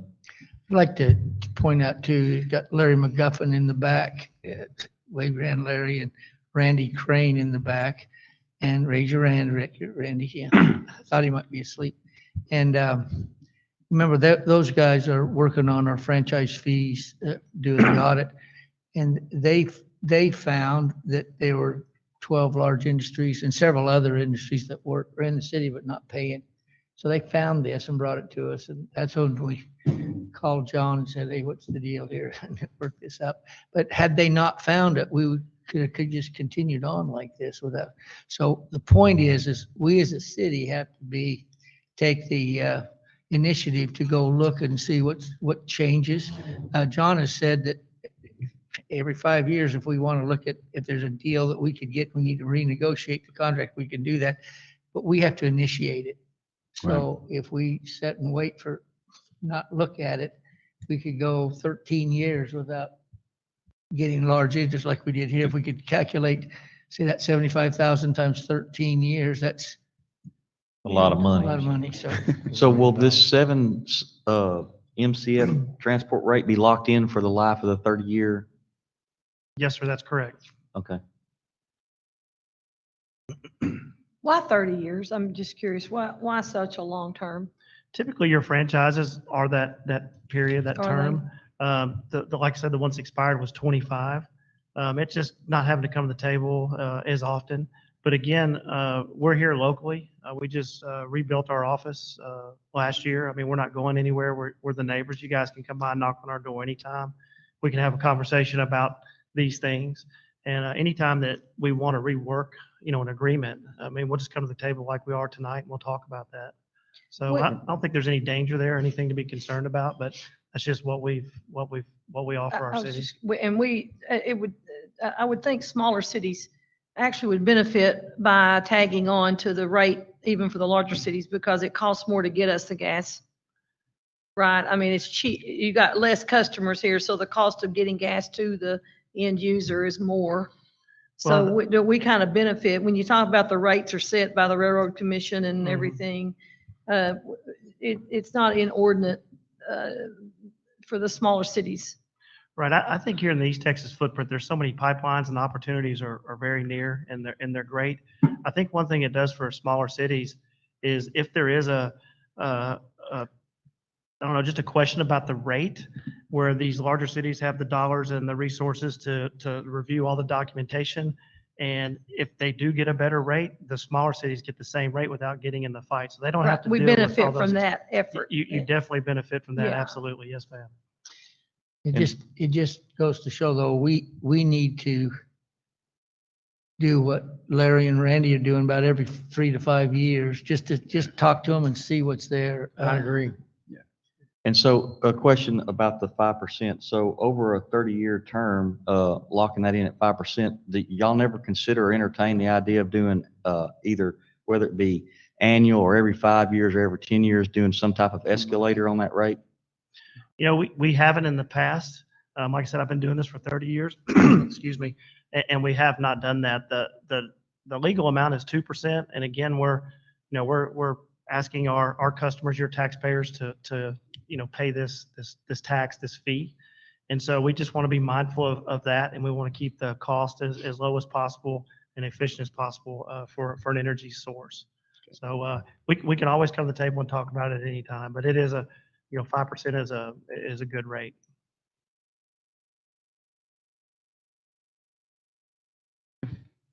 All right, thank you. We'll be bringing this to y'all in the next two weeks for consideration. Thank you All for right, being we here. certainly tonight. appreciate you, Thank sir. you, Mr. Seal. Thank you for your time. Thank Good you. evening. Appreciate you being here. Okay, we'll go ahead and close that item. That was item 12 that we had moved up. So we're going to go back to item 7 on the agenda. Did you want to go to those other ones before you go? Did to you- public hearing? No, I was just trying to get. All right, very good. Okay. Well, again, item 12 is closed. We're going up to item 7, which is a public hearing to consider the request of Tracy Howard, applicant for approval of specific use permit for a restaurant without drive-in service located in the neighborhood service district, being a .4987 acre tract of land described as Lot 2A, Block 310C. That's Mount Pleasant City Blocks, City of Mount Pleasant, Titus County, Texas, and being located at 703 Gibson Avenue, and take any action necessary. Mayor and council, this is an application for a specific use permit, as you stated. It is for a restaurant without drive-in service on property that is zone neighborhood service. That's a requirement of our zoning code. It's basically on about a half acre, and it's kind of a L-shaped property, as you can tell. The applicant came to us. This is a property that back in, I think, the early 90s, the owner of the property had it rezoned and was able to successfully get neighborhood service zoning on it. It was a residential property. According to the owner, I believe this structure was actually moved in there at some point many years ago. Small home, but was converted to a barbershop and for several years, and then I think also maybe used as a beauty shop also. So that's been sort of the use that was there, but it's been vacant for a while. I believe the last couple of years. It hasn't been utilized at all. Robert, let me ask you real quick. Let me interrupt you here. I see no drive-in service. Shouldn't that be a dine-in service? What is Yes, that? yes, that's in the. It says drive-in. Yeah, it says service. drive-in. That's what the code says. It refers to it as a drive-in instead of dine-in? No drive. I think the code states that it's like no drive-in. What it means, you can't have a fast food window. You don't want it. You can't have cars circulating in it. And that's kind of the way it was stated, I think, in the, Yeah, they're not gonna have a drive-through. Right. yeah, they don't Take state out- that in the, when you have a specific take use out permit only. in the code, that's how it's written. So you got to kind of use it that way. It's kind of confusing a little bit when you have to read The the code. wording's a little bit, yeah. Okay, I'm sorry, go ahead. That's fine. And mainly the reason, just to explain that, because I think most neighborhood services, you don't want fast food restaurants located next to residential homes. So you don't want lights and 24-hour service and all that kind of stuff. Right. And there's a reason for that. And then again, there's a reason that they come back to you and ask you if it's the right location to put a restaurant in. That's what the specific use permit is about. And to create some conditions on there that make it applicable for that neighborhood if it works. So we talked to the owner, but they're here tonight to discuss this with you, or the applicant actually. There are certain things we asked them to do to be able to change to this use. I wasn't able to attain a site plan because we couldn't really find the survey. There was some survey, there was a survey somewhere. We had a difficult time, and the owner of the property had a difficult time producing that survey. So basically, we've used this map. This is the appraisal district map, and I'm just indicating where the building is. You can see it on there.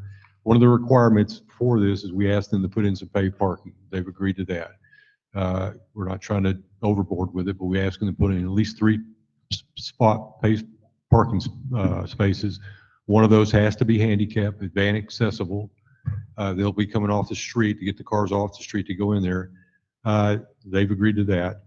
And that'll be in front of the building, and we'll get a better plan on that when the applicant's able to hire a contractor. We'll have them come in and show us how they're going to connect to the street. It'll just be, there's already lay down curb that's against this property there. So they've been using it that way anyway. I don't have a huge issue with them tying into the back of that curb and going and putting the driveway up there. We'll make it a lot safer for people to come into the property if you approve this. Also, they're going to have to bring the building up to code for fire and a building code, which is electrical, and they're going to have to do some plumbing in there to make the bathroom ADA compliant. They'll have to do that. Probably should have been done years ago, but wasn't when the barbershop went in. But for this food service, they'll have to do that. In addition to having to meet our food service requirements for sinks, cleanup areas, and they're going to do that. Also, they've decided that and they'll explain to you on the business, they're not really going to cook inside the building. They're going to cook on the back end, a screened-in porch area. It's on the back. They've been doing some work on that. That's where they intend to do some cooking. They're not really doing any frying or any of that kind of thing in the building. Some of the other conditions that we asked them to do was to construct, and you mentioned this as a screening fence.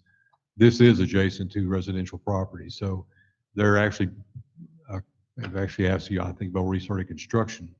They're building a fence on what would be the west side of the property, and then on the north side of the property on the abuts house.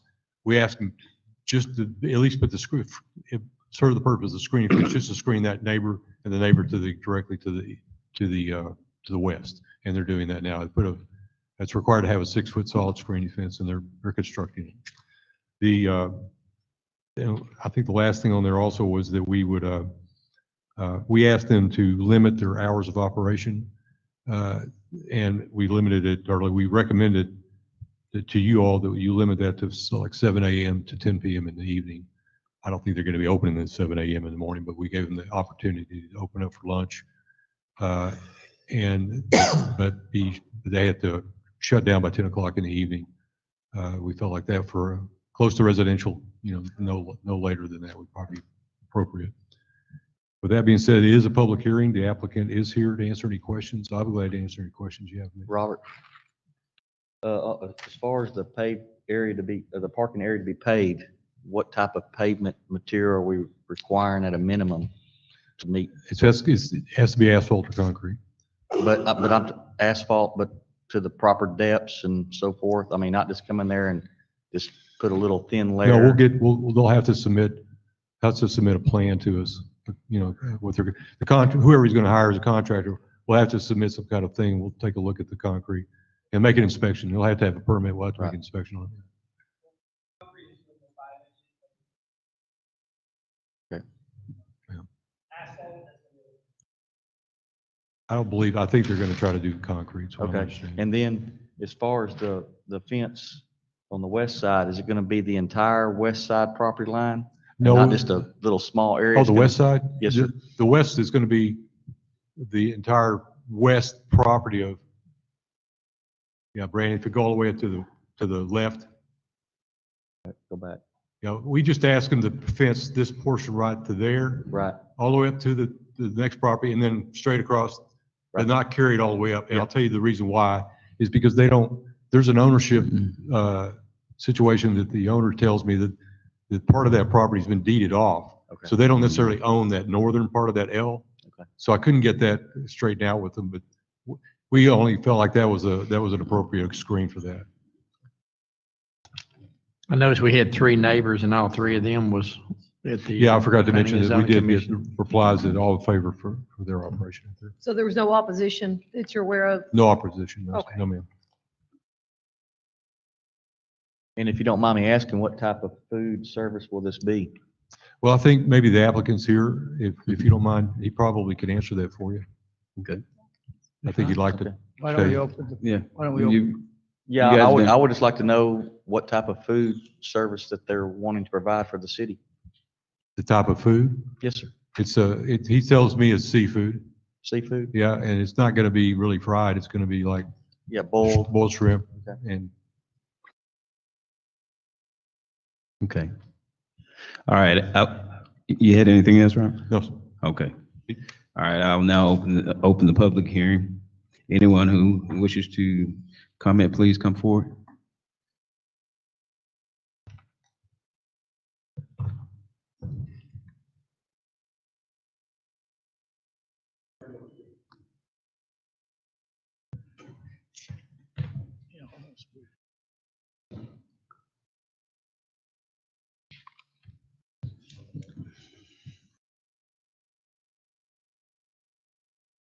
Good evening. Good evening. Good evening. Tracy Howard, address 701 Ave. The Okay. address y'all got on here is 703, but it's 701 Gibson Avenue. Okay. And All we right. will be cooking seafood, Okay. you know, snow crabs, shrimp, Crawfish. lobster. You got it. The name of the business is Catch 'em and Cook 'em. What was that again? Catch them and cook. Catch 'em and Cook 'em. Oh, catch them and cook Catch them. 'em and Okay. Spelled with the K. Okay. Gotcha. Mhm. All And, right. well, on that fence, that private fence, well, we'll have that up tomorrow. And we also, actually done with the remodeling inside. So basically, we just gonna be waiting on, almost approval. Just got a little bit more work and we'll be done with that. Okay. Is 3 parking spaces, do you think, enough for you? You don't anticipate having more folk in it than that at a time around lunch and things, and maybe late in the evening for supper type stuff? Well, I figured the way we gonna do it, we can get like maybe 6, maybe 5 to 6 parking spots in there. Okay. And it's basically a takeout. Excuse me? Is it basically a takeout? Yes, it's a walk up and, Okay. or we'll carry out. We also deliver, Oh, make it convenient for you. okay. Take call-in orders, that kind of thing? Yes. Okay. You gotta have somebody there to devein the shrimp. Actually, when we get them, they're gonna already be Yeah, like. you're that. gonna get the easy peel, right? Yeah, yeah. Well, actually, I don't even eat shrimp. No seafood. My sister cooks, but she don't eat it either. That's all. You won't be eating up your profit, that's for sure. Yeah. Good thing. That's right. I guess that's the best thing about Maybe it. we can have samples there, maybe. You gotta have somebody that to vouch for you, so somebody gonna have to be eating It won't be me. it. Okay. All right. Council, do we have any further questions for? I'm good. I don't believe so. Thank you for being here. Thank you, Mr. Howard. Thank you. Good luck Mr. to you. Howard. Thanks. Appreciate it. All right, now at this time, I will now close the public hearing and open the floor for a motion on this item. I make a motion, we consider approval of ordinance 2020-21. I'll second the motion. Okay, we have a motion by Mr. Henry Chappelle, second by Mr. Galen Adams. Madam Secretary, please record the vote. Councilman Adams. Aye. Walker. Aye. Dale. Sproul. Chappelle. Aye. Motion carries unanimously. Okay, we'll now close that item and move on now to item 8, which is to discuss and consider approval of the replat of lots 1, 12, and 13 of Bandera Estates Phase 1, situated in the B Merchant Survey, abstract number 358, City of Mount Pleasant, Titus County, Texas, located on the northeast corner of the intersection of East 8th Street and North Lot Avenue and take any action necessary. Mayor and council, this is kind of a two-part thing coming to you. This is a Bandera. This is a replat for phase one. And after this, you're going to see the preliminary plat for Bandera 2, which is that interior larger lot. And you'll see the what's going on there. With this particular plat, this is the locational map, and those are the lots that are kind of already existing there. And if we'll go to the next slide on the plat itself, the reasoning for this plat is that there were some adjustments that needed to be made to these existing lots that are in this Bandera phase one, mainly because of the streets that are getting put in there. On 8th Street, when you see those other lots that are coming in on this cul-de-sac street, there had to be an adjustment to that, and this was handled with a replat. What has occurred, there's 3 lots there, and there was an adjustment made for the street, which had to be a 50-foot right-of-way. What that actually did, because of the location of the new lots and the new property, Bandera 2, is that one of the lots got bigger on the west side, and then we incorporated that 50-foot right-of-way for the street, and then on the east side of that, it's creating a lot that's not buildable. We've talked to the applicant about that, and what we're doing, we're allowing the replat to go forward with the unbuildable lot. But what he's wanting to do now is replat this in the event he gets it approved, which he will, to sell that portion of the lot to the property owner next door where he's already built a house. So it'll be another plat eventually that comes back, possibly 2 years. Well, in that case, it'll be administrative. We'll do an administrative plat. It just incorporates that 35 or 34-foot piece into that lot that's next to him. So that just takes care of that. It's just more of a paper thing we have to do, legality thing we'll have to do in the future. He'll own that portion of it. So that's the reason for that. And the other one was on the north end of it was just an adjustment. Again, adjustment because of the road. Actually adjusted that lot, made that lot somewhat bigger for development when we put this additional road for the north end. So with that being said, this is we're saying that the approval, we're just saying that one small lot is not buildable. We would never allow a permit to be issued for that small lot until it becomes incorporated with the other one. Planning and Zoning Commission did approve this on the 13th by a vote of 4-0, and I'll be glad to answer any questions. Hey, Robert, on there, I'm looking, I know it's talking about lots 12 and 13 there, but that lot number 11, is it big enough to build on? Because I can't see the numbers on this here.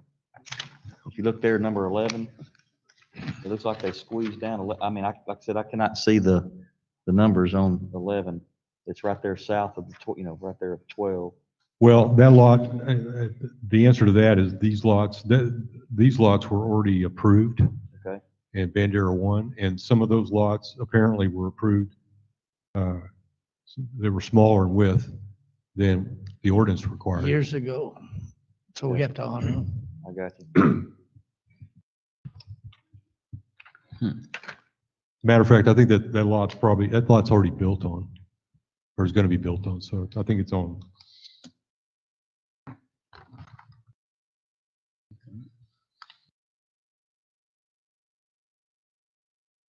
Is that the lot?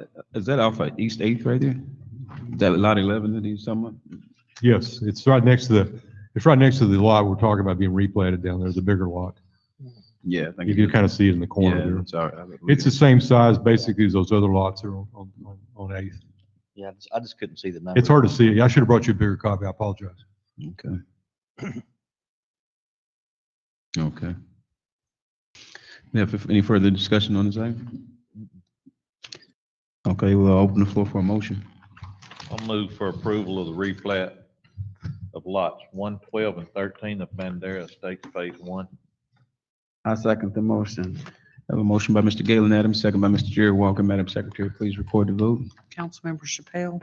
Aye. Sproul. Aye. Dale. Aye. Walker. Aye. Adams. Aye. Motion carries unanimously.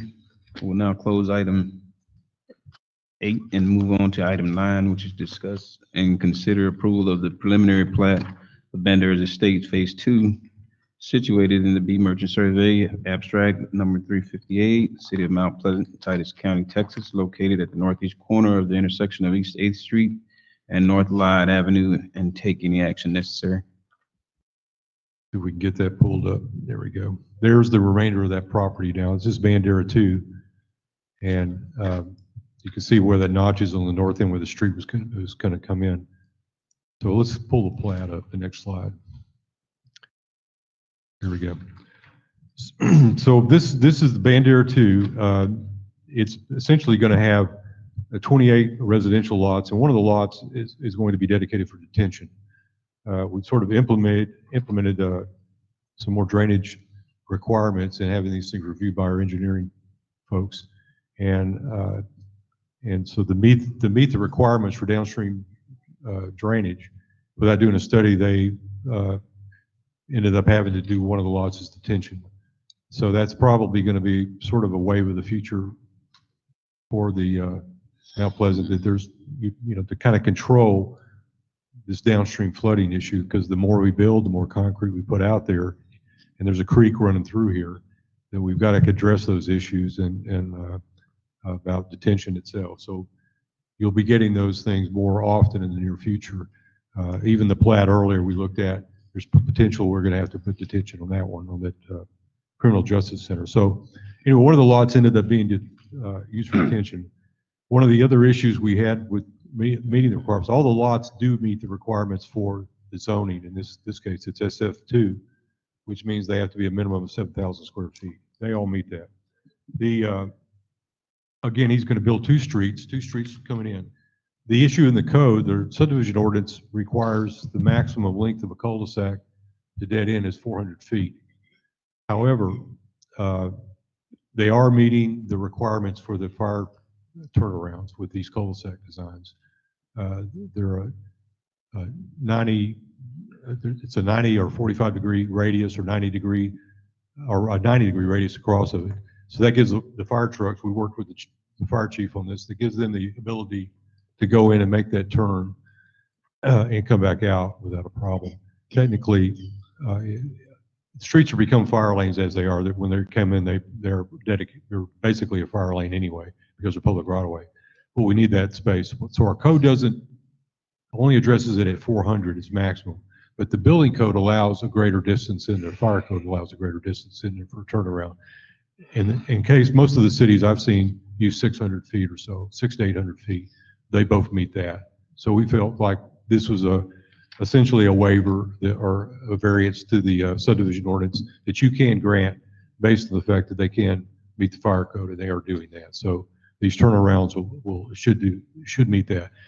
They are putting curb and gutter in. It is going to meet our street standards. It's 31 foot back to back.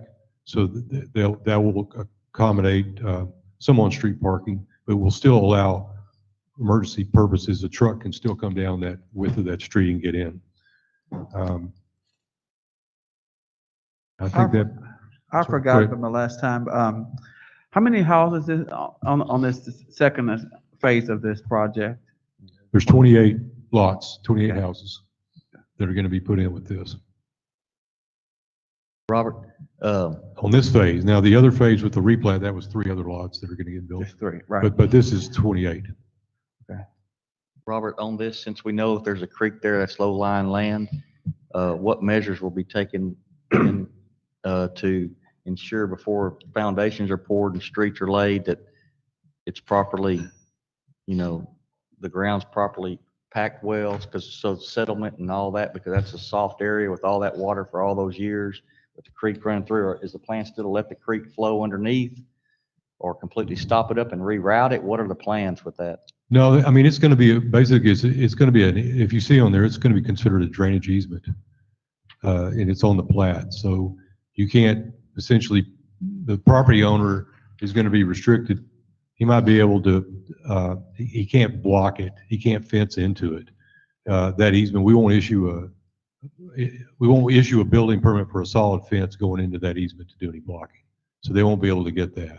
Now, they might allow, We could possibly allow a wrought iron type fence, but I don't think anybody's going to build that down there. So basically, we're basically telling the property owners that when they come in for fencing permits, they're going to have to do something. They're going to have to stay out of that drainage easement. And I notice here, if I'm looking at this right, it pretty much runs in the backyard of everybody's lot. Yep, pretty much. Especially on that well, that right through there, yeah, it's going through the backyard, yeah. Where'd y'all put that retention area? Where- It's in the far corner. It's lot number 7, I think, over there. Oh, this is retention. Okay. Now, just speaking to that, Councilman, about the drainage, I mean, there might be a way of utilizing, like I said, there's some other kind of fencing we might be able to get as long as it doesn't block drainage. Like we could go across the back with either stay out of it or go across the back with wrought iron or something like that, you can see through it. You could prevent that blocking. That retention area have to be mowed and maintained by someone? It's going to be, it's either going to have association or it's going to, probably not association. It's probably going to be just individual property owners will be responsible for keeping that area mowed. Be a commons area there. It's going to be kind of a common area? Then? Who owns it? Who Well, owns that? the property owners are going to own it. The city's not going to own it. Development will own it? I'm not sure if he's going to have that kind of written into the thing. My take is he's probably going to have individual property owners own it. They're going to have to be responsible for it. That may be a problem, but that's Yeah, the way it is. if it got grown up, who would the code contact if there's Yeah. only one house or two in there? They probably, the owner, the property owner, the individual property And they'd owner. have to do the whole thing. Well, I'm just saying that it's going to, unless he creates the developer decides to create, and I haven't addressed it with that. He could create he could create an association, but I doubt An if he'll do HOA or that. something, that'd be a commons area or. Can't we require by the zoning that he has to keep that maintained? We can ask for, it's not a planned development district or anything like that. We can ask for we could add deed restrictions. Yeah, we could ask for deed restrictions that say that the property owner maintains it. You can't just tell him we're planning on him keeping it mowed. I'm just kidding. You know the pitfalls of the city taking this on. If the city wants to take it on as a city easement, then we're responsible. No, we don't want to take it on, but the thing is, if it's owned, our code enforcement guys have to tell somebody. Yeah, They but it gotta needs to be mow it. mowed. Who, I guess, I'm sorry. Who No, has that's- to keep that mowed is what I want to know, just to keep it in simple terms. It'd be If the developer and the property owner. he's here tonight, I don't see him. So the guy developing this owns it forever and ever, amen? I mean, No, that's what I'm thinking. No, the property owners. He'll pass it off to He's whoever. passing it off. Yeah, Once he'll he's pass it finished. off to the backyard Yes, of one he of those doesn't want 3 it. properties that attached to it. What about liability? oh, like the neighbor, well, you may have this lot, you can't build on it, but you own it, so to speak. Oh, okay. It's an easement. It's an easement across your property. They'll have to mow it. You got to maintain it. One of the neighbors will have to, that lives there will have to mow it.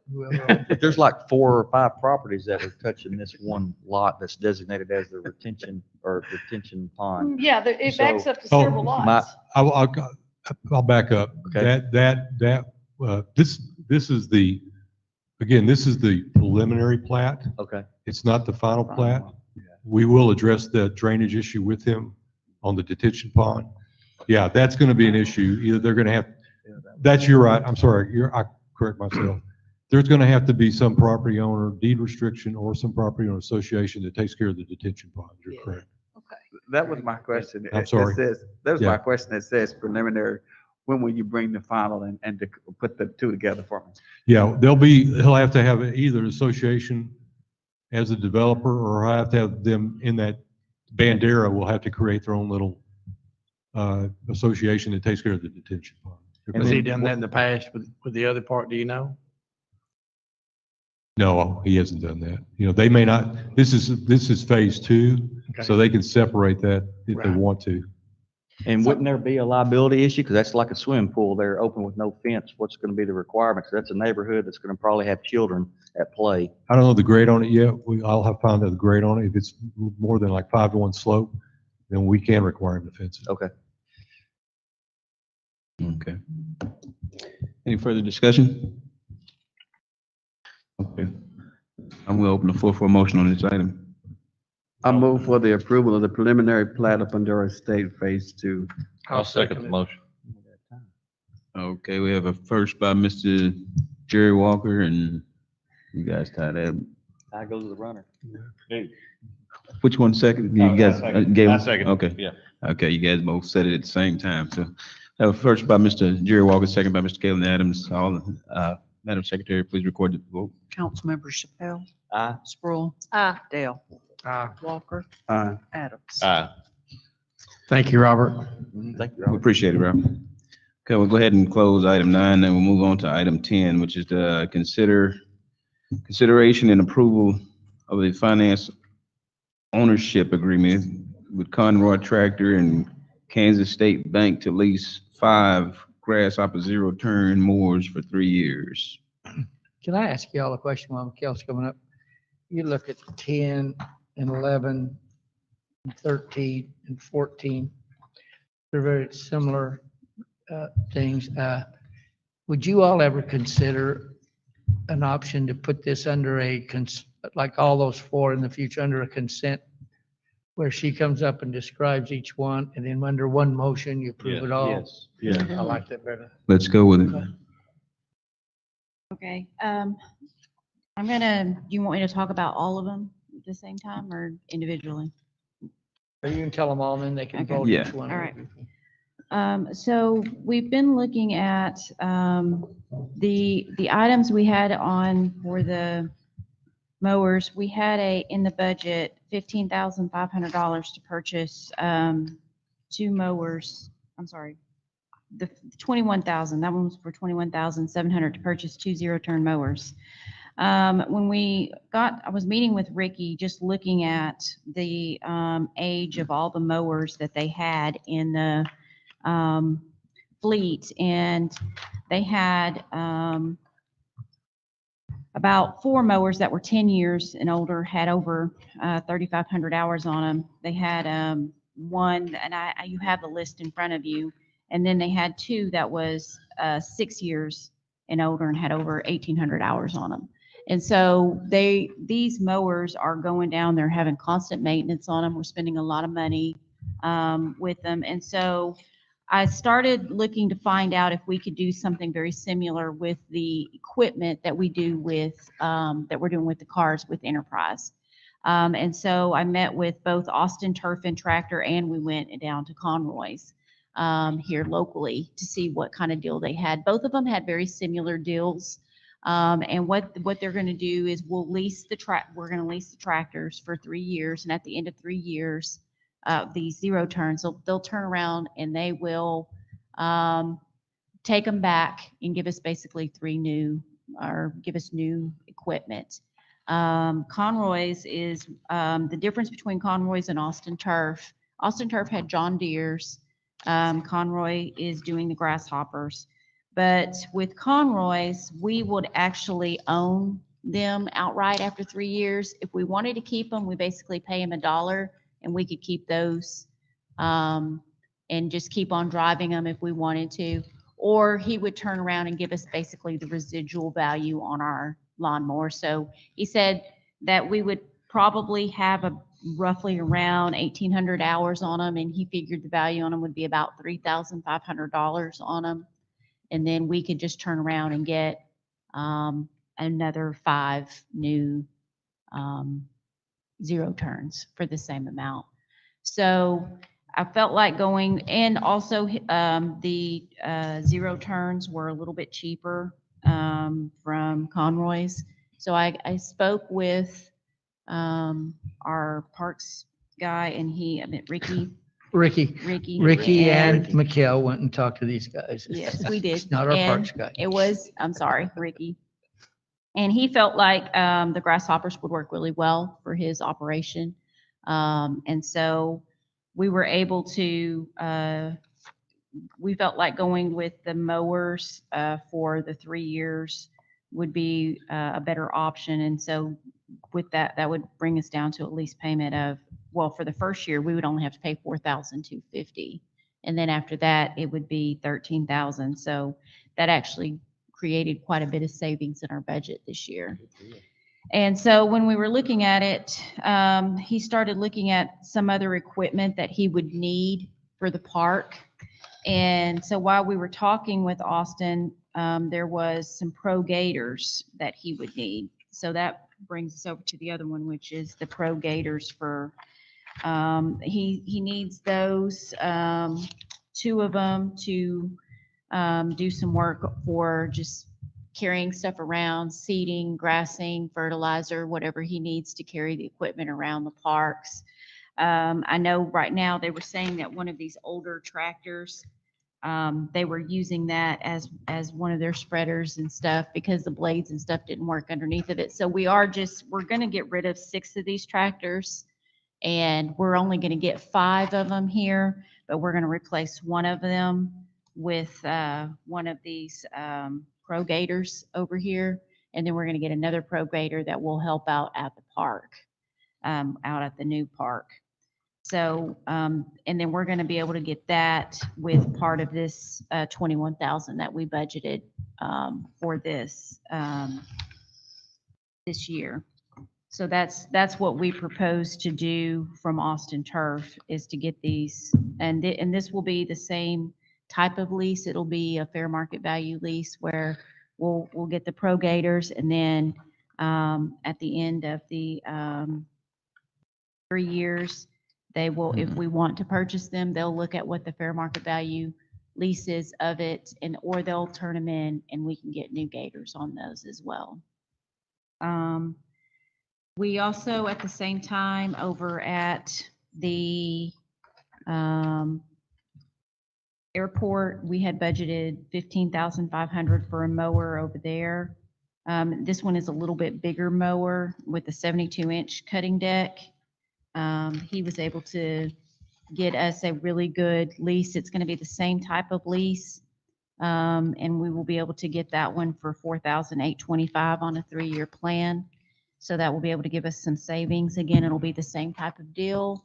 After 3 years, if we want to keep it, we'll buy it for $1, or he will give us a trade-in value on it, and we'll be able to get a brand new mower after 3 years. So that one would be on the airport. And then on the street department, we had budgeted $75,000 to purchase a tractor and a cutter for the streets.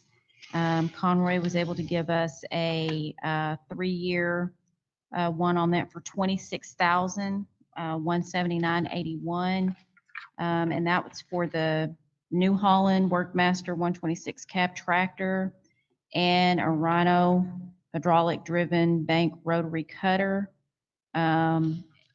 This would again be on the same plan, where we, after 3 years, if we want to keep it, we can again purchase it for $1, or we can see what the hours are. They'll give us the trade-in value, and we can get a brand new piece of equipment in 3 years.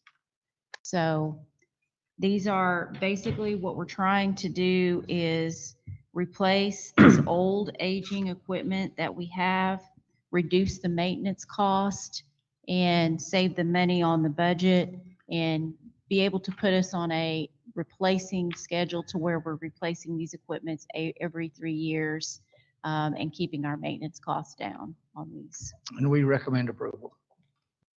I'll say this, I talked to Mr. Conroy today, and I've talked to another business owner here in town this last week, and both of those business owners have told me how much they appreciate a seat at the table. I mean, he said, we've never got a seat at the table, and the people we've dealt with at the city are number one. They've enjoyed working with y'all, and they just said, I appreciate the council letting us have a seat. Well, we always. So thank you very much for dealing with our local people when you can. We appreciate that. And I'm always about getting the best deal, and we went and we looked and we brought everybody to the table, and I'm all for keeping our local tax dollars at home. Absolutely. Absolutely. Every time that we can. Let me ask, what do we do with our side by side that we have? Do we use that now? The only one Correct. we have, I guess. Yeah, we've had it for 3 or 4 years. What do we do with that? So that's still in service currently?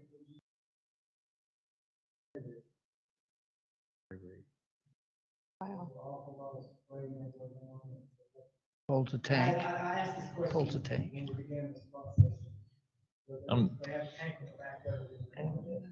I'm real curious, wouldn't it have been more efficient to have bought a gator back then when we bought that? I wonder if council was asking about I that. was just curious about that. Was it not bid and did you not, I don't think they were asked when it was bought. oh, you didn't vote on it? I think we had this discussion. I think our auditor noted all that last year. Yeah, I believe so. We won't let that happen anymore. I was just curious. I do appreciate your work on this. Everything's above Yes, board. ma'am. Thank you so much. Thank you, Okay, Mikhail and Ricky. all the. It's a very expensive side by side to do use for spray, and I know a little bit about side by sides. You're correct. You on one? Okay, as far as I hear about the it a lot. existing equipment we have now, will that be auctioned off? Yes, it will be. Thank you. Okay. All righty. Well, Thank you, if there's Mikhail. no further questions for Mr. McHale, we have, what we did was combine item 10, 11, 13, and 14, and I'll go through each one of them individually to ask for a. Can we make a blanket motion for all of motion. them? Can we make a motion I for think the all way of it's them? written, you'll have to do each Carrie? one. No, you, Can they make one motion for all of Or us? They in- need to in- do- Yeah. Okay. Okay. You want- Allow- It's all the same. One motion. Just she'll differentiate. Okay. Okay, that's good. you good with that? Okay. All right. Well, at this time, no further good question or discussion on this item, then we'll go ahead and open the floor for a motion. Well, I'll make a motion that we approve the purchase of a part of lawn equipment and tractors in item 10, item 11, item 13, and item 14. And I'll second that. Okay. We have a motion by Mr. Galen Adams, second by Mr. Henry Chappelle. Madam Secretary, record the vote. Councilmember Chappelle, Aye. Sproul, Aye. Dale, Aye. Walker, Aye. Adams. Aye.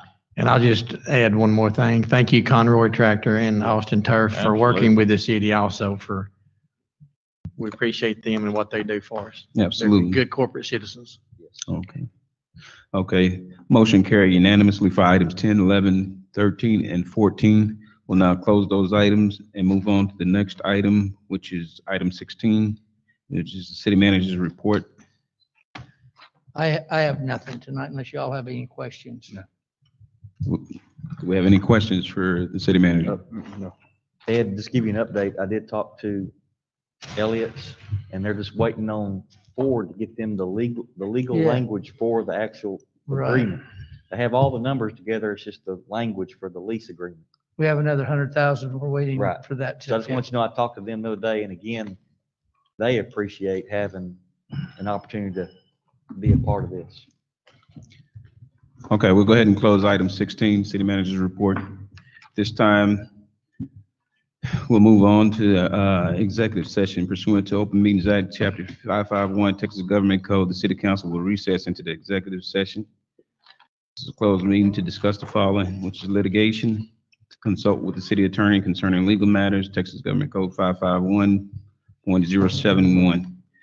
In accordance with the Texas Government Code, Chapter 551, the city council will reconvene into regular session to consider action, if any, on matters discussed. At this time, we are adjourned.